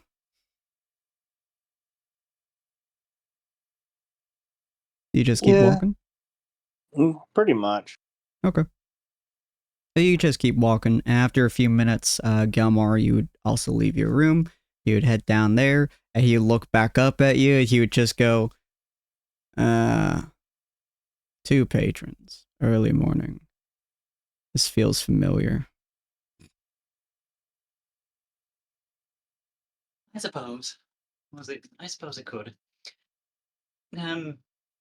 Don't worry about it. I'll be back next soon. Just a couple quick errands. Yep. He just goes back to look at his glass and slowly cleaning it. I'm going to give him a nod, a friendly smile, and I'm going to slip out the front door. Fair enough. You can see, I'm assuming, Cyril, you're not like speeding on through or anything like that. I have a lot on the list of things I want to do. Mm-hmm. So I've actually called I've called the elk over, and I am riding off quickly. Okay. So as Gelmar, you step out of the doors, you see Cyril just riding his elf. Sorry, not his elf. His elk. Yeah, elf. Yeah. But his elk towards the Technolopolis. Well, I gotta go see what's going on. I'm probably not gonna be able to keep up, but I gotta go see what's going on. Fair enough. You start heading off after him. I would probably it's elf shush. So takes probably less than an hour to get to Bourne Shop at this point. Because Bourne Shop is over in the west. No, in the east. So it takes a little under an hour to get there. Dawn has finally broken over the skies, and Cyril's gotten over to Bourne Shop relatively quickly, about half an hour to such, and then Gelmar would come by about 45 minutes or so. And so I think, were you going to ask Bourne while you were there? I need him to. I have a lot of things that I'm trying to get done, and I know that Gelmar has something that's been nagging at him, and he needs my measurements in order to do it. Mm-hmm.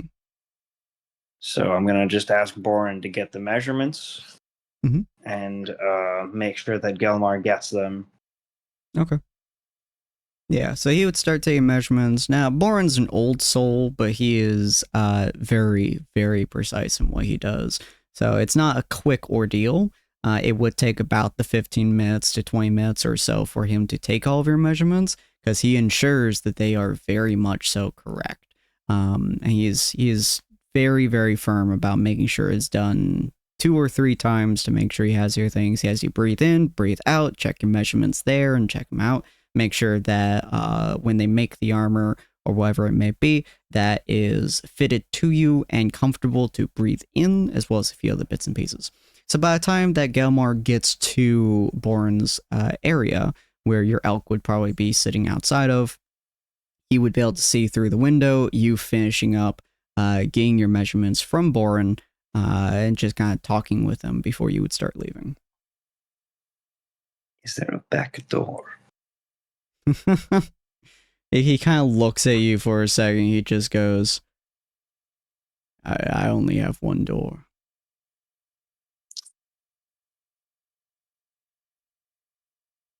Ain't no need for 2 doors. Only need one. Well, I suppose that one is actually 2, but you understand what I mean. Ain't no side doors, ain't no back doors, ain't no ground doors, ain't no ceiling doors. Only got one door. Yes, I understand. Just slowly nods to you as if this was sage advice. So, Bag of holding door. as I'm gonna pull some bullshit on Gelmar. Oh. As Gelmar walks in through the door, Mm. I'm gonna just give him like a little wave, like, you know, little 2-finger salute, and I'm gonna teleport out towards the elk and just ride off. We're just like staring between both. It's like, are you freaking kidding me? And what the heck? Bar kind of looks at Gelmar, goes, great timing, lad. We got the measurements for your friend over there, so we can get started on that project of yours. Don't know where he went exactly, but ain't my job to keep track of wherever he was. Y'all are just staring blankly as if he's trying to think of like which of like 40 lines he wants to say. At this point, I'm just worried about him. I was worried about my companion too once, before he was captured and all that, you know. We were on a mission. Well, he just starts going on about this one mission that they had. Gilbert looks like he's trying his hardest to not untake what's the word I'm looking for? Mm-hmm. He is having the hardest time trying to avoid becoming enthralled in the story, while at the same time, I was just saying, A, his sister is still missing and he wants to go find her. And B, just like, dang it, that man is. And I'm not going to be able to keep up with him this time, dang it. As was how we were on the ship. He is said to cruise directly into a whirlpool. Now, I had doubts about this man, you know? Thinking if we could just ride directly into a whirlpool, crazy. It was absolutely crazy and insane. Turns out that whirlpool wasn't actually a whirlpool, right? It was like this weird fish monster that uses the whirlpool to like take and swallow like it's fish creatures and stuff. So the boat went directly into its mouth. And then, the old lad, he said, stab your way through. So we started slicing it apart and we popped out. It was great time. We absolutely drenched in water. Ooh, boy, our elven misses, they hated this shit. I'm starting to wonder, above game, I'm starting to wonder if this is part of the reason Cyril ran by here first. Gelmar is enthralled with this story almost immediately. Once again, The Gelmar distraction. Gelmar trap. Once again, head in hands as his shoulders are on the desk, listening with the wide-eyed look of a child.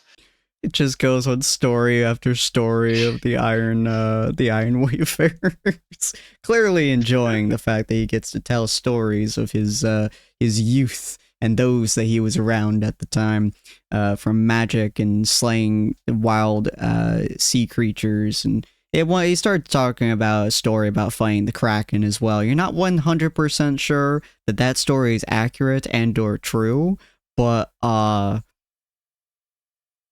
it was fascinating. Give a crap, it's a fun story. Yeah, it's a good story. As you were listening to that and Cyril is continuing on his way, the other folks start to awaken. Sapphire, I think you're one of the earliest ones to awaken. Yeah. Yeah. So you start heading down, I assume, heading down just into the main area, waiting for folks to wake up. Well, I would first take the dog outside. That makes sense. Fair. So Because most dogs have to go to the bathroom when they wake up. He's very strange pupper, but I believe he probably would have similar organic. So yeah, you take him outside and he would do his business. Just kind of like paying your leg with his head after a while.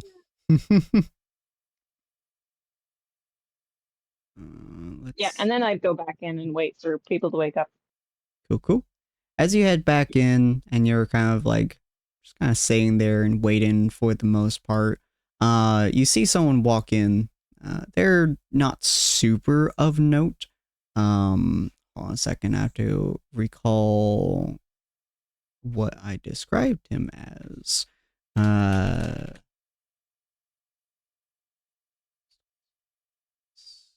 swear I have this stuff usually written down, but that's okay.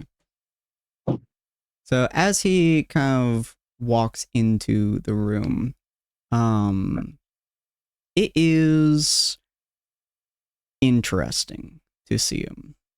He is tall, I suppose. One of the main things that you notice about him is the fact that he has horns and deep red colored hair that kind of flows all the way down his back. His skin is probably the strangest thing that you see from him. It looks like, I suppose, lava under obsidian. It's very black, but has like crimson veins. And they're like random jagged markings across his arms and most exposed flesh. Kind of like cracks in cooled lava.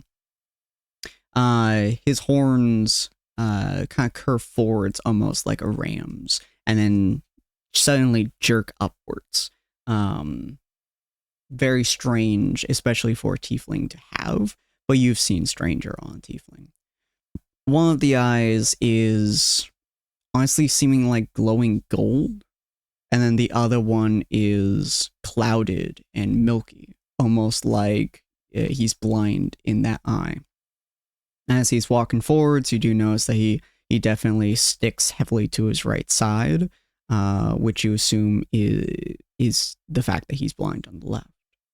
As he kind of walks into the room, he kind of sits down at the bartender's bar, and in a kind of gravelly and soft voice, he kind of says, "I'll have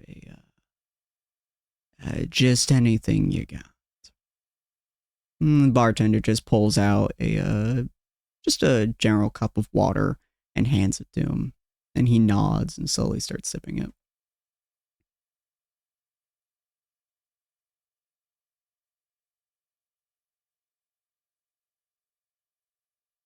Do you react to him, or?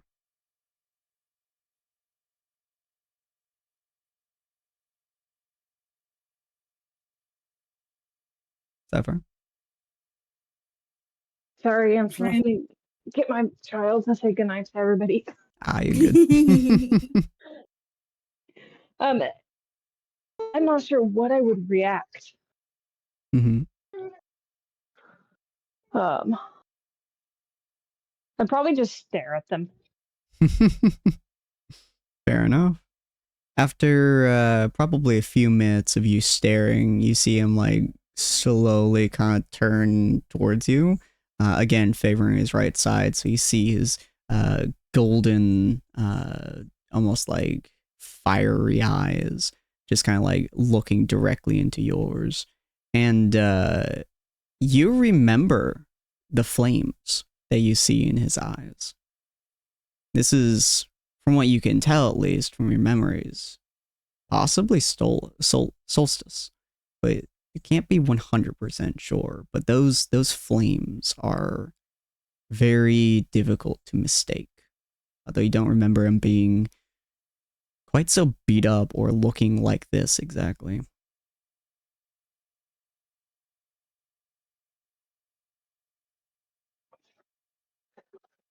I probably squint my eyes like I'm trying to remember something, but still not do anything other than that. Cool. He just stares back at you and almost seems like a confused look before he kind of stands up and walks over to you and sits down next to you.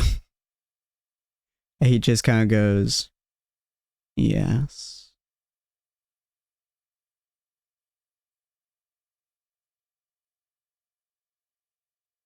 It looked like someone I might know, but I can't remember. I don't get that very often.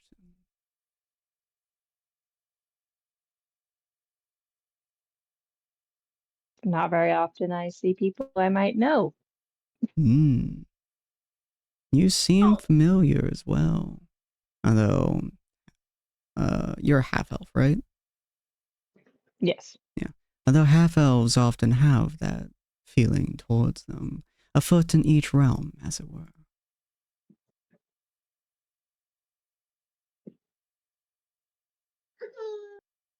Yeah.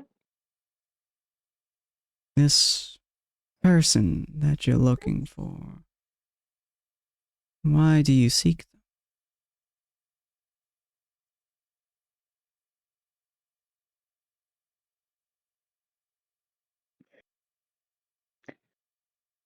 It's hard to explain, but they've essentially been on my mind and I don't know why. I see. And he kind of reaches into his coat. He's wearing like this old faded duster, and like a lot of like general traveling pants and clothes and stuff that sort. And he like reaches into his duster and he pulls out a we'll go with a little music box, and he places it down in front of her. I've also been searching for someone for quite some time now. I was told to me that the music in this box would be something she recalls.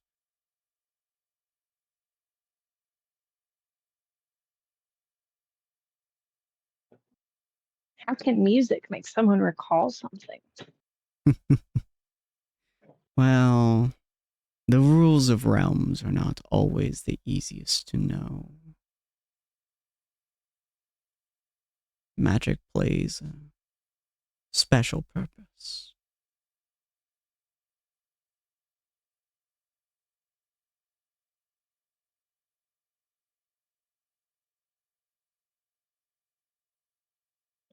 Do you think I might be this person? I do not know. I was only told that they would know me when they see me. And you don't fight quite fit that, but you're closest so far. And it gives you like a gentle smile at that.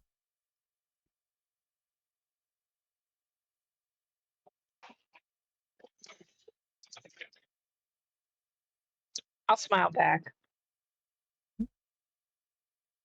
Yeah. Like a small smile, not like a full smile, but a small smile too, because I'm not sure exactly how to take that.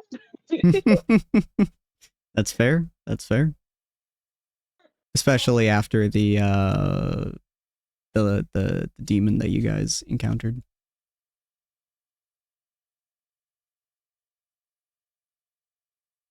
Yeah. If you would like to hear it, you're more than welcome to. Otherwise, this is simply a stop on my journey.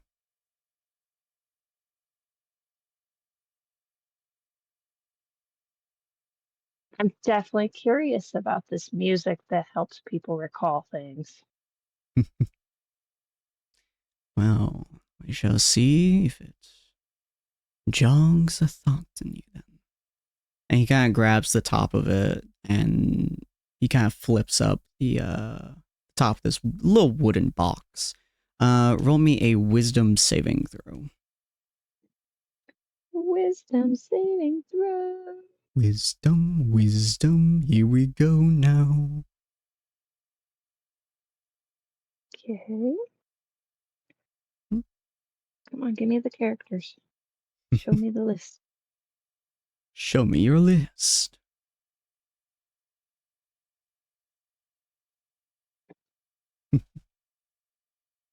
There it is. Okay. We're gonna see a third nat 20 of the day.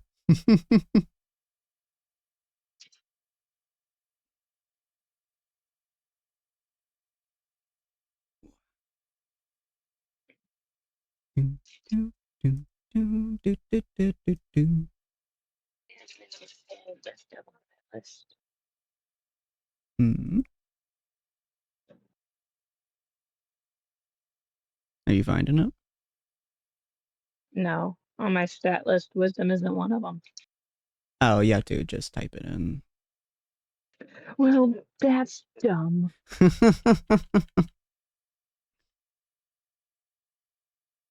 All the other ones are just there. Okay. It's the wisdom saving, right? Yes. I just do wisdom. Do I type in saving or just wisdom? I believe it gives you. Yeah, if you enter on wisdom, it should give you an option to give save or advantage. Oh, okay. Save. There we go. You should just be able to roll that. True or false? True. Okay. Okay. There we go. Oh. Damn. On the plus side, the fucking music stopped. So, that's a bonus. Okay. So with that natural one of yours, which is very interesting. Now, regardless which modifier would be, because I feel like no, that'd be a wisdom saving throw. Do you not have proficiency in wisdom? No. Huh. I have a +1 that's it on wisdom, I believe. Oh So, yeah, because I'm not- rangers get strength and dex, but their highest. That's fascinating. I totally forget what rangers have all the time. Cool. But yeah, so with that one, as the music starts playing, you do remember it. You remember it very distinctly. This is specifically a Feywild lullaby that you used to hear when you were a kid. While you were wandering in the Feywild and dealing with all those who were inside, this used to be something that was consistently played to you by the moon goddess herself. It was a song that you pretty much buried in your head. And the last time that you remember hearing it is the memory that is triggered when you hear it again. This memory is you standing in front of the moon goddess and her asking if this was a choice you wanted to make. And your reply was yes. And she says, basically, it just kind of tells you that if you do make this choice, it's a difficult one and you have to live with it. You have to deal with it. And it's a difficult one to deal with. And you essentially just agree to it. She says, okay. And she holds up some kind of orb, some kind of tool that you're not quite sure. It's very fuzzy. And the music starts playing again, and you start, the vision kind of disappears. And then you open up your eyes again, and you're staring into this man's eyes. And he just kind of stares at you. You seem lost a bit. Are you okay?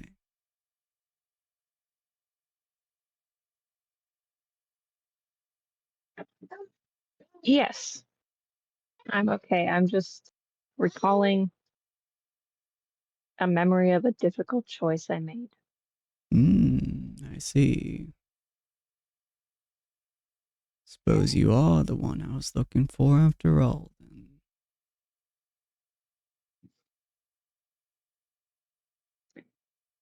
What is your name? I still don't know what that means, though. My name is Sapphire. Ah.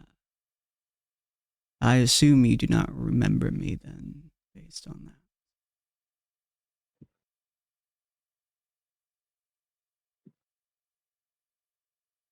What is your name? Solstice. I used to be very different when,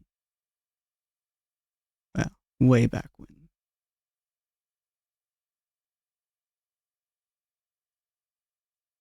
You seem different than you used to be. I suppose I would be. Yeah. You had a fire lit under your ass half the time I knew you. Yeah, you were always one of the most passionate individuals I've ever known. It was interesting, to say the least.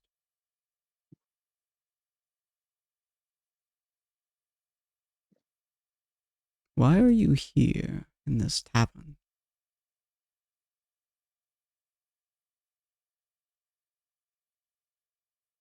I'm with a group of people doing, well, right now we're on our off time of doing missions for the guild. Ah, I see. Do you not remember the mission you were on?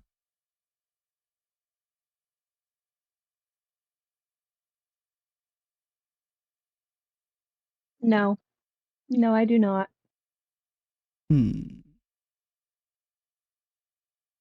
Fascinating. Why did she take so much?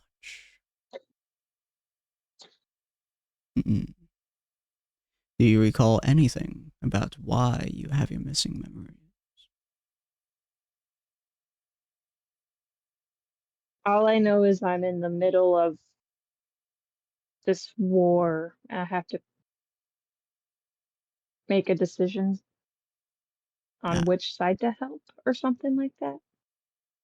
Something of that sort. You were one of the few outsiders that were taken in by the Fae. Unlike most, you managed to get into the main city of the Feywild. You grew up strong and wild. You should have figured that you would be one of the main ones to be put on this mission. But we lost you for a time. Couple of years. Though in the Feywild, couple of years means different to most. We don't know how much time passed truly. But when you came back, you talked about the Shadowfell, place no other Fae truly dared to be. They were cruel Fae, ones who defied our way of life as we defied theirs. And somehow you wandered to them. You found your way to them. You spent an amount of time with them. All you could tell us, all you could say, all that you wanted to say was how much fun you had, how much you loved it. It was strange to us. Very strange. And after another many years, we decided that you loved both sides. And both sides had started a war. It has only gotten worse as time has gone on. Don't know how much you've seen yet, but both sides are trying to control. So, do you remember what I called the moon goddess? Or did I just call her the moon goddess? Just the moon goddess. Okay. Please don't say. So Lunari, she decided that you were the one that would be able to choose. Originally, she had decided that I would choose, but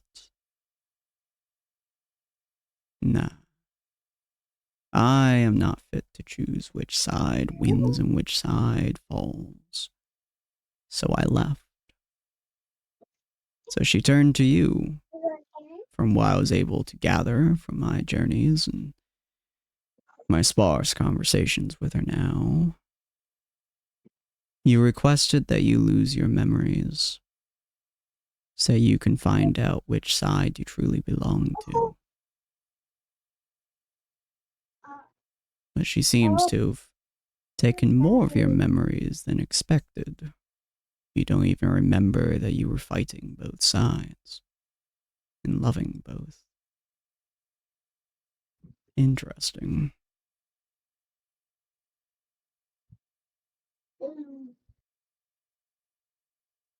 Interesting indeed.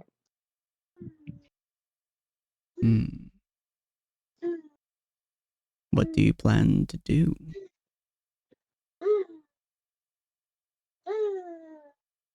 I guess all I can do right now is figure out which side I belong to, I guess.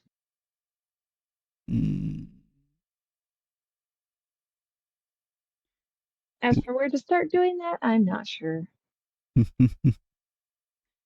I can assist you in that if you would like. Yes, I would like that very much. Meet me inside of the western section of Technolopolis whenever you have time. And we will undergo, suppose you could call them, the whispered trials. And he kind of stands up, and you can tell even from like just watching him, it's almost like he's old, but it's kind of like his body is just having difficulties. He just starts kind of walking, but he stops next to you and he goes, "It is good to see you again, Sapphire. You haven't aged a day."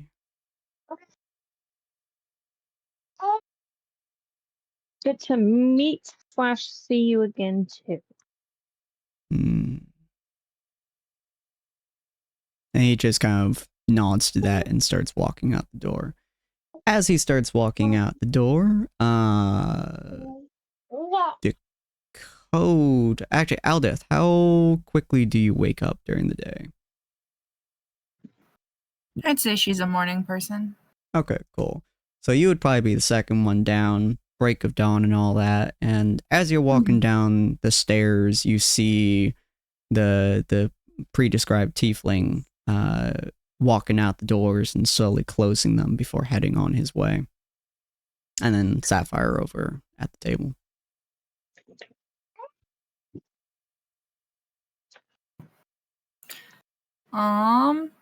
Okay. Sorry. I need my brain to work. It's almost 11:30 at night. Give me a minute. She gonna raise a brow. She's gonna watch him leave, and then look over the Sapphire and give like a questioning "you good" look.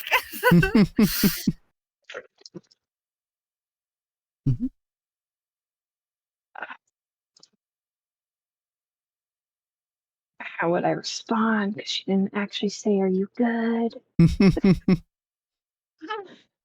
Raised eyebrow, being like, I guess I would respond with like a small nod. Nice.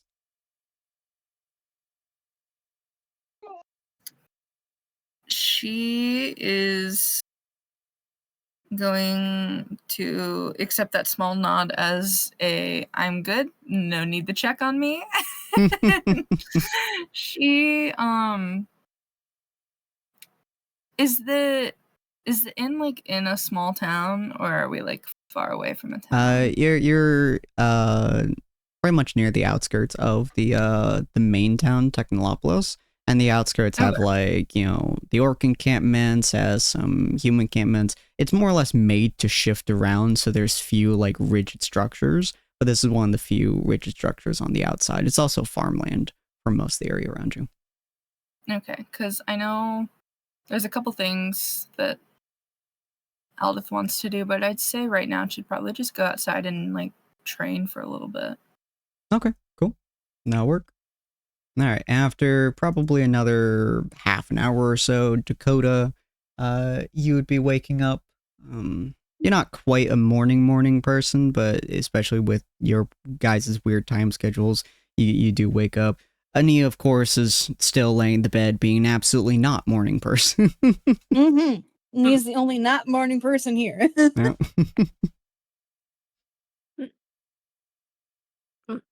Alright, get up, dust myself off, and I don't know, just head down and see what's going on. Dakota's pretty sure something always goes on in the mornings these days for some reason. Did you remember to move the vials? Files. I love the idea that you forget about them, you just knock them over, and you're like, oh my god! Yeah, the ones that Nia put in front of the door in case the door was open. Yeah, no, he totally forgets. Yeah, there's like a clattering of glass. Luckily, I don't think anything breaks because they're just like on the ground. But Nia like sits up with a start, grabs her staff and whirls it to point at the door. He's like scrambling around. He looks back. I forgot. Sorry. Oh my gosh. Sorry about that. Go back to bed. And she lays back down. Dumps like 8 guiding bolts into him. guiding bolt. Yeah, he like carefully opens the door and puts the vials back just in case. Just in case, because Nia's still asleep. Yeah. Wait, 1, 2, 3. Slowly closes the door. Like a Looney Tunes character style. It's like really slowly closes the door as he heads down. Don't worry, buddy. You won't wake up for a little while more. You head downstairs and you see Sapphire just kind of sitting there, probably like thinking to herself or talking to Bill, one of those two. And you can hear Aldith outside doing her usual training.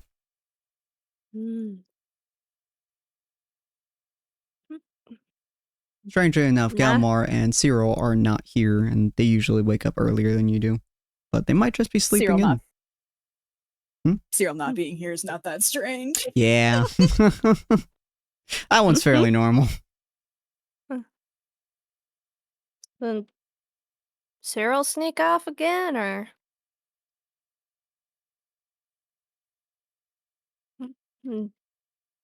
Hang on, wait, hold on. So, Delnar and Cyril are gone. All this outside. Mm-hmm. We're missing... Sapphire sitting at the table. Sapphire sitting down at the table. Mm-hmm. Okay.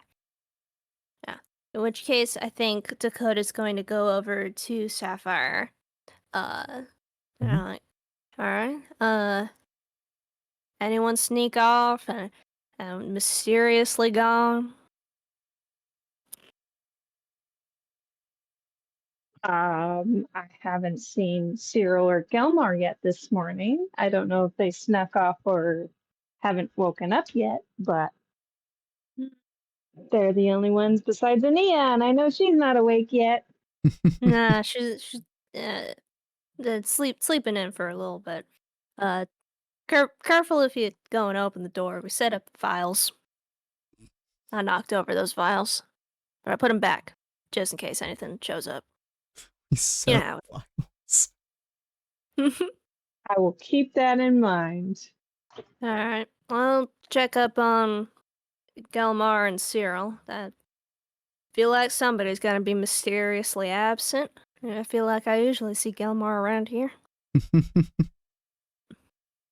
Tip taps over to check in. Check in where? We're for Gelmar and Cyril. Ah. I remember if they had their own room. They had their own room. Yeah, that's what I figured. Yeah, so you head up there, starts knocking on the door. There's no answer. Yeah. Sometimes that just do be how it is, as they say in the books. Alright, you start heading down again. As you do... Yeah, you're gone. Ignore that. Oh, you're just like, But as you do, as you guys do get all the way down, you guys see two people enter the bar this time, both of which look immediately at Dakota. Dakota is not a hidden kind of person. No. The first one that pops up is this midnight purple-skinned tiefling with curling black horns that are adorned in silver chains with pale, almost glowing eyes. Her clothing is pretty much a patchwork of different silks and leathers, and she makes pretty much no sound as she is walking. Even her face is just cold, and she's just like staring at you and very, very like quiet and it's very uncomfortable to look at her. The other one, it looks to be a half elf. He's very lean and he's very wiry. Stands just over 6 feet tall, which is about average for most elves. He definitely has a high elf background based on what you can tell. So he's a high elf, half elf. However, unlike most high elves, he has an almost sickly skin. Very, very, very pale. And it contrasts heavily with his deep-set, piercing amber eyes. He has long black hair that is tied loosely at the nape of his neck, with streaks of silver, even though he doesn't look that old. And he wears a long, weather-stained coat lined with what appears to be just like pockets that are just lined everywhere. And unlike his companion, his boots are very scuffed. And yet also, at the same time, completely and utterly soundless. They make pretty much no sound as they walk in, but they both just kind of sit there, or like stand there and stare at you as you are on the stairs.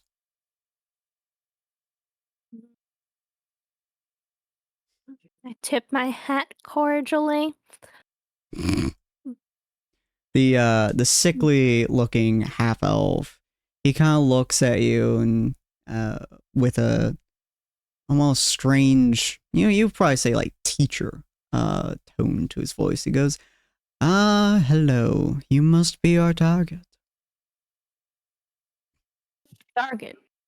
Yes, we've been sent to take care of you, as it were. Not today, of course, no.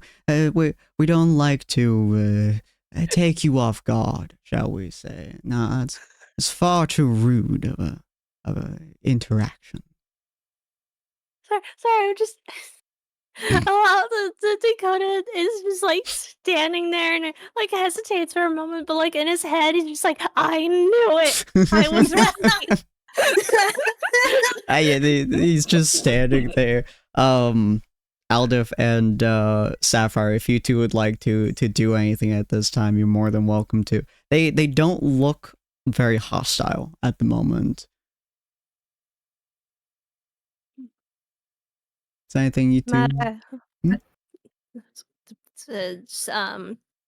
Dakota probably just like say, might I ask who sent you?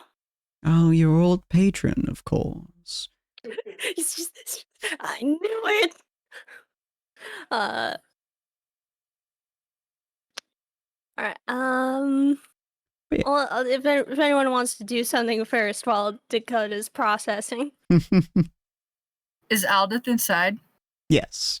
Actually, no. You would be outside, I think. Yeah. Would she come in seeing these two? They both look like the like kind of ruffians. So if you think that would be kind of bad having somebody walk into there while your teammates are in there, you'd probably walk in, yeah. Then I'd say she comes in. Okay. So you see two of them, and you see Dakota, air quotes, sweating as the two of them just stare. I'm gonna draw my swords. You see him like the half elf like look at you out the corner of his eye. And he goes, "Oh, we're not here for combat. It's not yet, of course. That would be rude. We barely made introductions." I don't care if you're not gonna fight now or not. I'm gonna be ready whether you are. Was she role-playing for you guys too? You've already made it clear you're here for my teammate. We're gonna fight you. He kind of just chuckles. Cowboys Code rule number 2: never harm a child, the unwilling, or the innocent. Oh, good. You still remember. Yes, in this case, your rules do apply to us. Neither of us are willing to fight you, so you would have to stop your companions. Yes.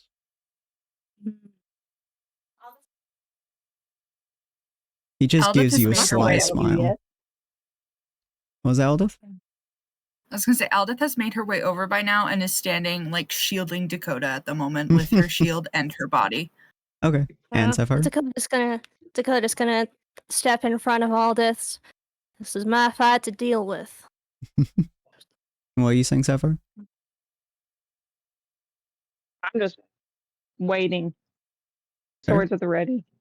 All right. Now he just smiles at you. His tiefling companion has honestly an even colder smile, or even colder like look to her, and she is constantly flipping a coin between her fingers.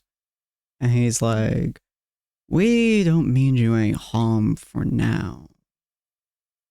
We wish to simply introduce ourselves. Mm-hmm. We know you, boy. Mm-hmm. My name is Silas Crow. My companion here, her name is Catherine Duskbane, but we simply call her Hollow."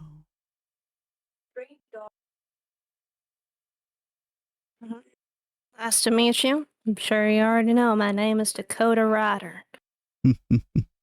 Indeed. We have been told that you are were one of his best bounty hunters, effective at range and nearly useless at close range quarters. And he kind of like leans forward, so he bent. Oh, actually, no, you're taller than him, so like he leans forwards, and he kind of like stands on his tiptoes a little bit. Which I'm certain, Alda, if you would probably like move your hand forwards or something, trying to get at least a little bit of distance between them. Oh, for sure. All right. As you do so, like he pretty much like leans as close as he can without you actively pushing back against him. He just goes, "Now, my friend here specializes specifically in the darkness, assassination tactics, as you might imagine. I specialize in making sure that mages are useless against me. We are both close quarters combat individuals, and you are not.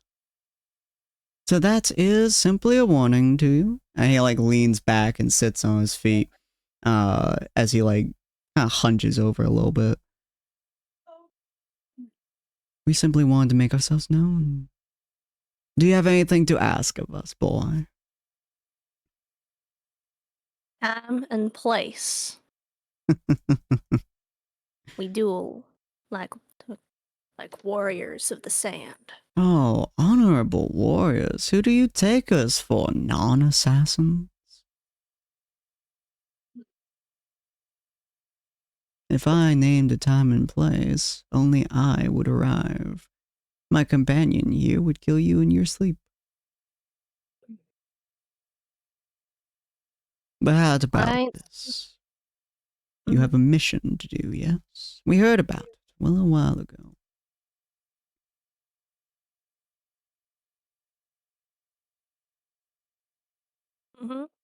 He goes, "Good. See, we have a liking towards the Elven ambassador. She, well, she's a reason for half of our jobs. If she wasn't here, that would be, shall we say, a difficulty upon our status. And I would hate to have anything be more difficult than it is. So whenever you so arrive back in this town and you give her her medicine so she is not going to die, or if she dies, that will be when we arrive again. You will know when I am coming for you, but my friend here, you will not."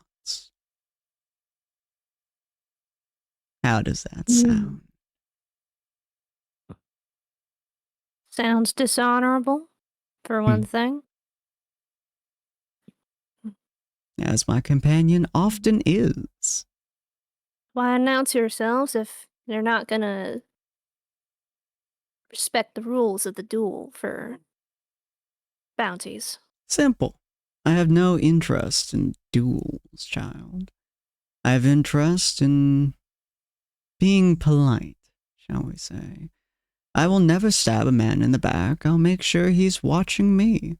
My companion has no such worries around this. I am simply announcing myself to your presence to allow you to know that I, Silas, have marked you. You are our target. You will be our next kill.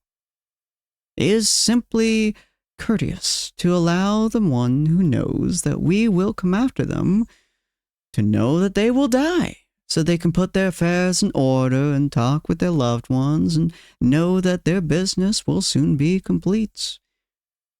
Simple as that. Mm-hmm.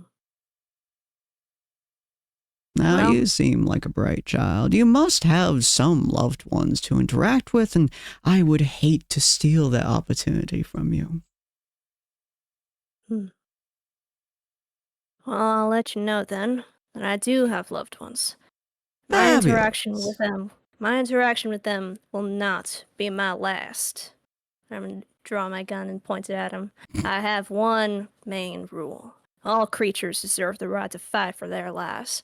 And I'm gonna fight for mine. I ain't your next kill. He reaches into his pocket and he pulls out a token of sorts before flipping over to you. Fabulous. Well, he flips it over to me. Yeah. I'll Do you catch catch it? it.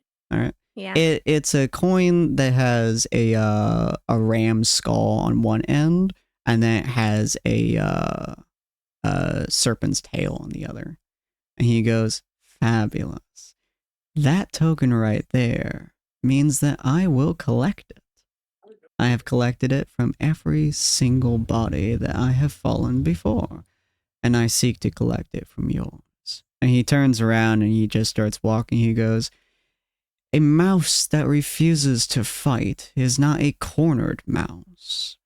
It is a sad mouse. I don't kill sad creatures. I kill cornered ones. And he just walks out with his companion.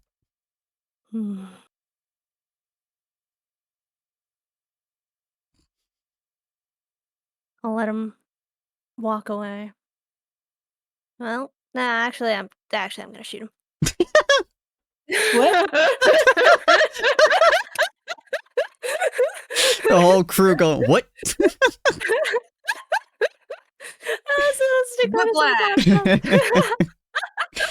Alright, fair enough. Wait, are you actually? Yeah, I'm gonna shoot him. Alright. Oh my god!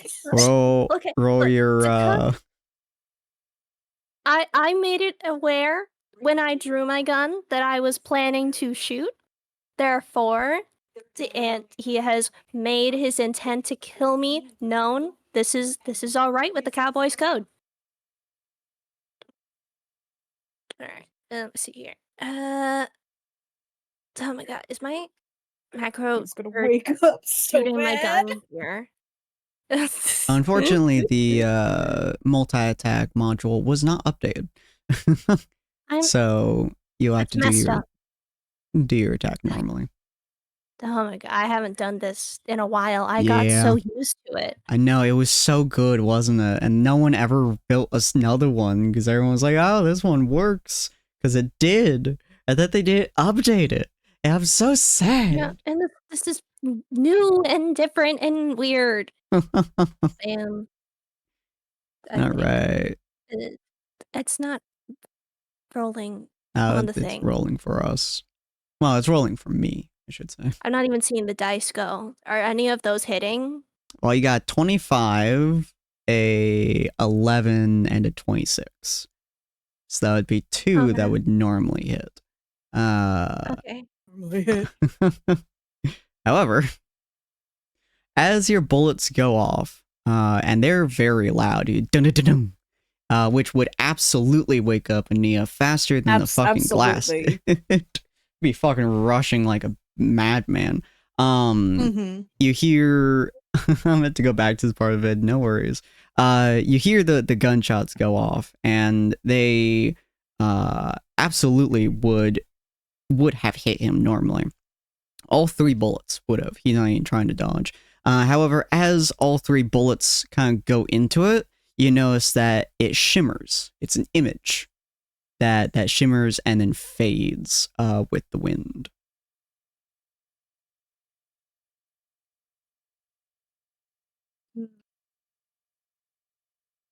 And then you immediately see Ania just crashing towards you. From the stairs. Ah, mess. Sorry about that. Bullets are kind of loud. Are Aldith or Sapphire doing anything before Ania gets down? That's a good question.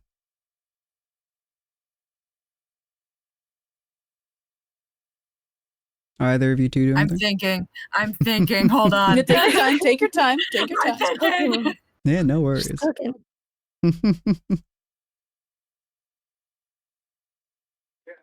And Sapphire, are you doing anything in the meantime?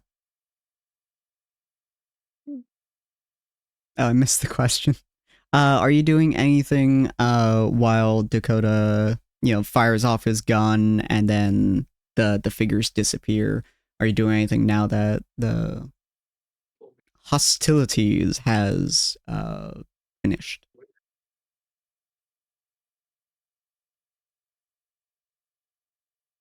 At some point, Aldith would have drawn her sword, but she sort of looks like defeated in the fact that they faded, but there's like this seething anger just coming off of her. She's pissed. Can I telepathically reach Cyril? You cannot, but you can sending stone him if you'd like.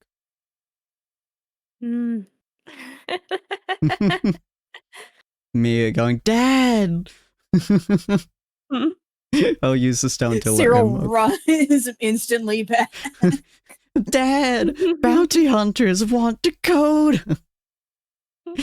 Feel free to type out your 25 words that you would like. Feel free to type that whenever. But yeah, so Ania, you run down the stairs as fast as your feet will carry you. Yeah, her cloak is like half on, the hood is off. Like, what happened? Mm-hmm. Dakota? Well, apparently, the things that I'm most worried about and the things that are most likely to happen do in fact correlate.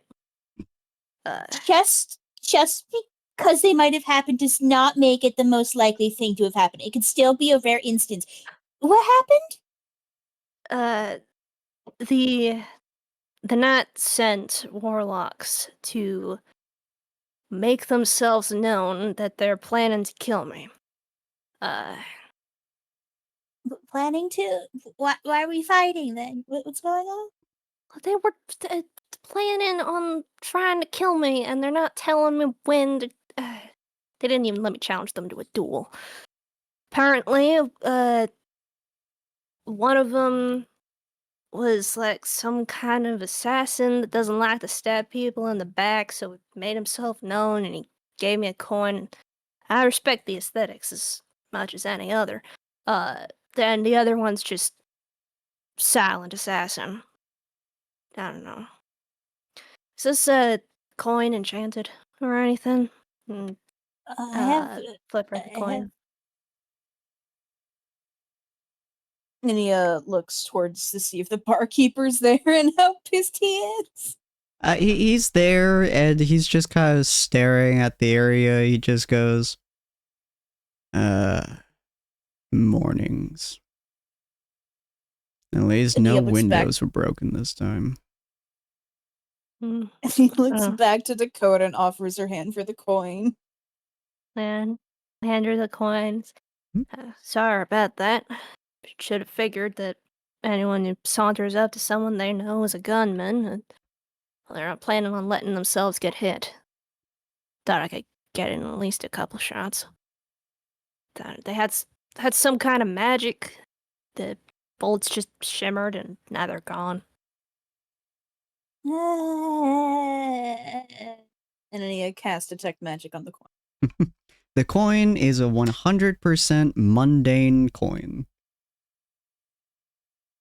Neo offers it back. It's a normal coin, no magic. It sounds Looks about cool, right. though. Mm-hmm. This is just like in book 6. So that they said they're here to kill you? Like, when are they gonna kill you? Didn't say. I don't know how, don't know when, don't know where, and I'm assuming they're just following us. But no. Out of character, they did say when. I don't know if you want to code it. Shoot, sorry. Yeah, they said that they would be coming for you after you have healed the elf.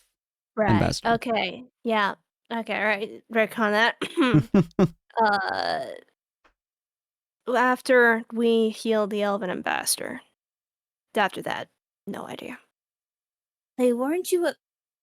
It's gonna be like a month. What? They warned you a month in advance? I don't know. Assassin etiquette. Why would they wait until then? I mean, they're charging up something. They're just, they're probably trying to gather information and lay low. Get me paranoid. God, I haven't had a decent amount of sleep in days. And she'll go over to the barkeep and she's going to order like, is there like a menu? She'll just be like, do you have like juice or like something to wake me up that isn't super alcoholic? He kind of stares at you for a second and raises his hand and just kind of taps on the back wall, and you see Gold Scent come out. She goes, I swear to all that is holy, if you have shot my walls, I'm gonna break you over my knee. Ania looks to see if the wall has been shot. Has not been. He shot into the open door, so nothing was damaged. Ania, okay. Ania looks back. Spank you like a fucking newborn. Ah. All right. What's up? What's up, Hardfist? What's up? Hey, he kind of looks down and he goes, do you have one of the wake me ups? He goes, wake me up? Who the hell is hungover? No, I just, it's not morning, not good. Ah. Nah. I'm used to those kind of shots coming from an exploded hand, so I can kind of see how that would be kind of annoying. Do you need medical treatment, boy? Does my gun sound like a hand exploding? Most air quote guns in this setting at the moment are from the gnomes who basically it's a hand cannon that explodes after they fire it. They haven't figured out the logistics of how to make a non-one-shot fire yet. So generally when you hear that sound it's because someone exploded their gun. Hence her asking. That's not very cowboy. Off note, it's gonna be really funny when Cyril gets back and then Gelmar gets back after Cyril is back.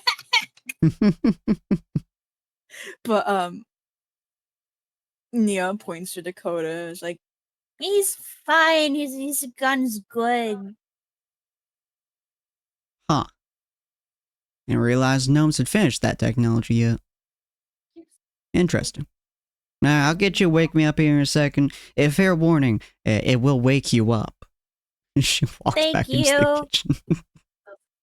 And she looks back to everyone, including Elton and Sapphire, like, is everyone okay? No one got hurt?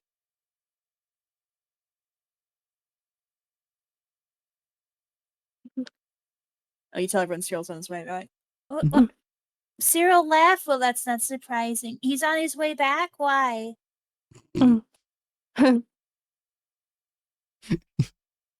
Sapphire says she's fine. Thanks for asking. You're welcome. Alda? Alda is stewing in silence. Where's Gelmar? Fair enough. She looks pissed. And Gelmar and Cyril snuck off for some reason. Fair. And Sapphire states that she feared the whole team should be there since he just got threatened. Okay. I'll be alright. I'm not planning to kill me for a month. Several. He goes to sit Yeah. down. Alright. You guys alright, though? Feel like I startled you. Nia puts her forehead on the table and just sort of half sleeps there until her wake-up drink is brought out. Sapphire says that she needs some coffee, and Aldith is just quietly stewing in the back. I think she's gonna start pacing. Oh.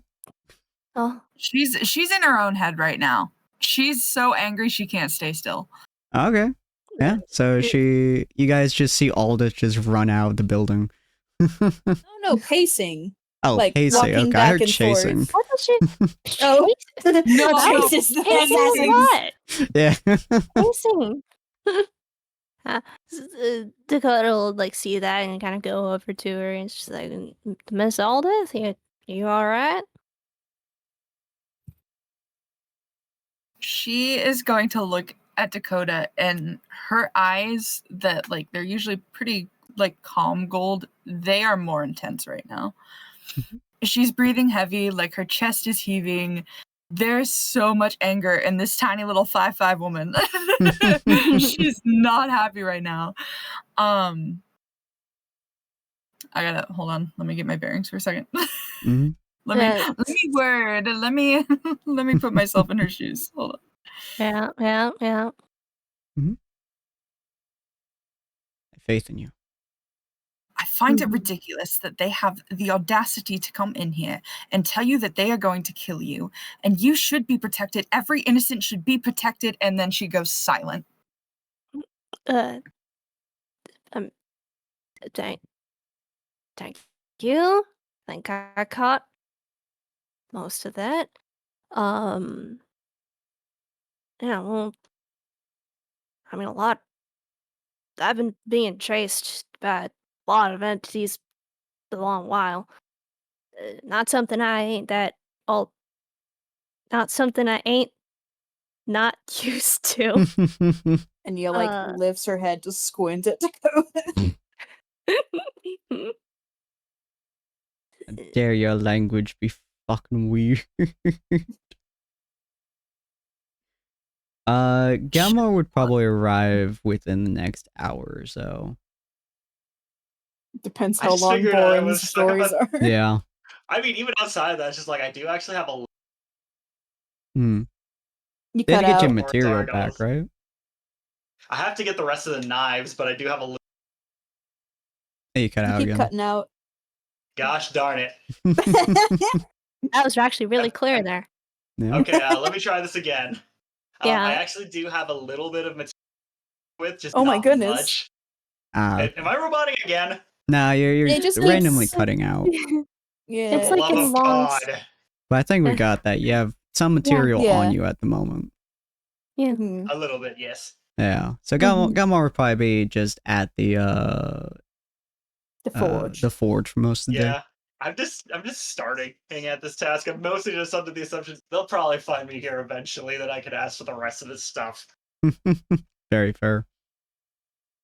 No, he's inside of Technolopolis. I just imagine someone tries to contact his actual. Nah, never mind. I guess that's for something else for later. You could have somebody else's sending stone, like Ania's, be like, hey, I talked to Dad, and he talked to Big Bro.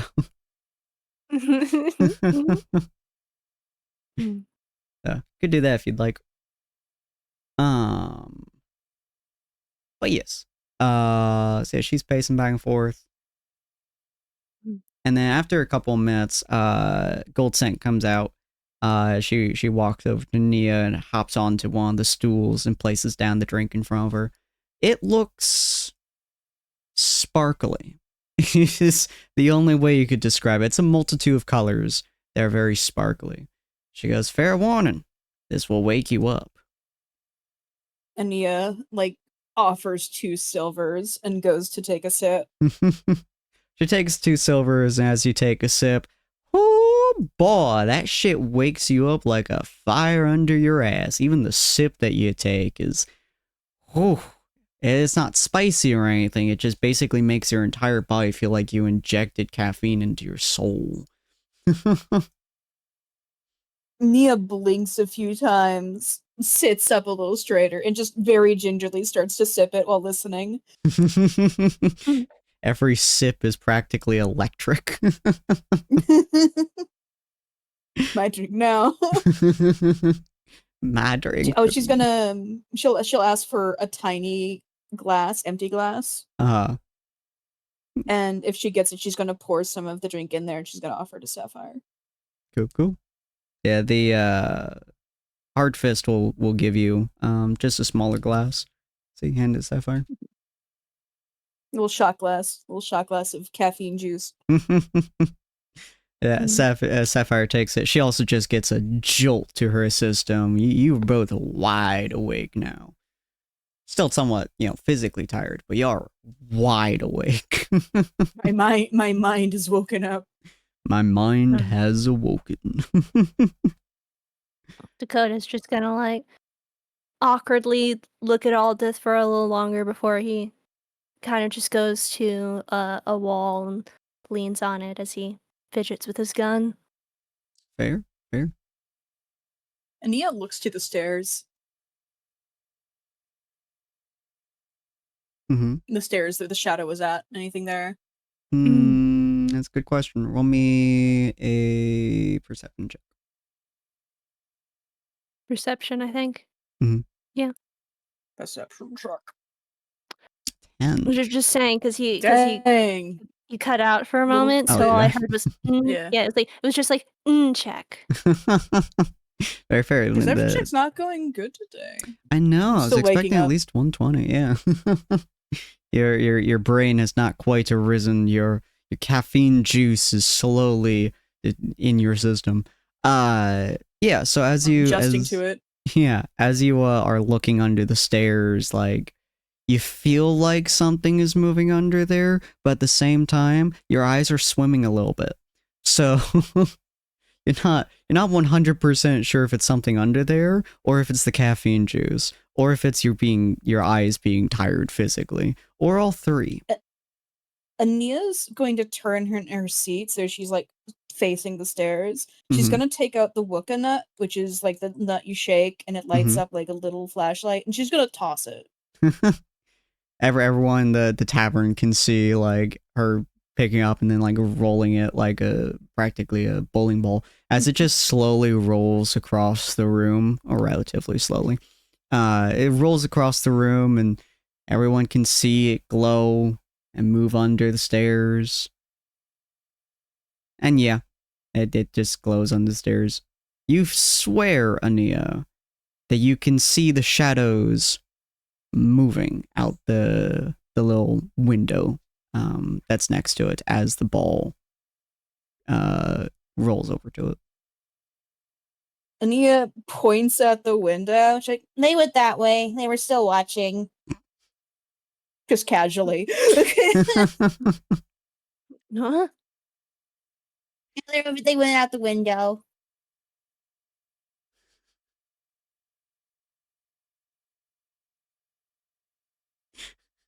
I love it. What? Everyone just stares at you like, huh? Nia's still sipping on her drink. She goes to get her Wooka nut back. All right. I'm just telling you the information. It's up to you what you do with it. Can you tell with your weird veil perceiving eyes where they went? They went out the window. Where were they going? Oh, away from the thing I rolled under there because I gave off their location. So Oh. they're probably still spying on you. Oh. In that case, we should keep an eye out for being spied on in the future. Yeah. Are now, Until- always.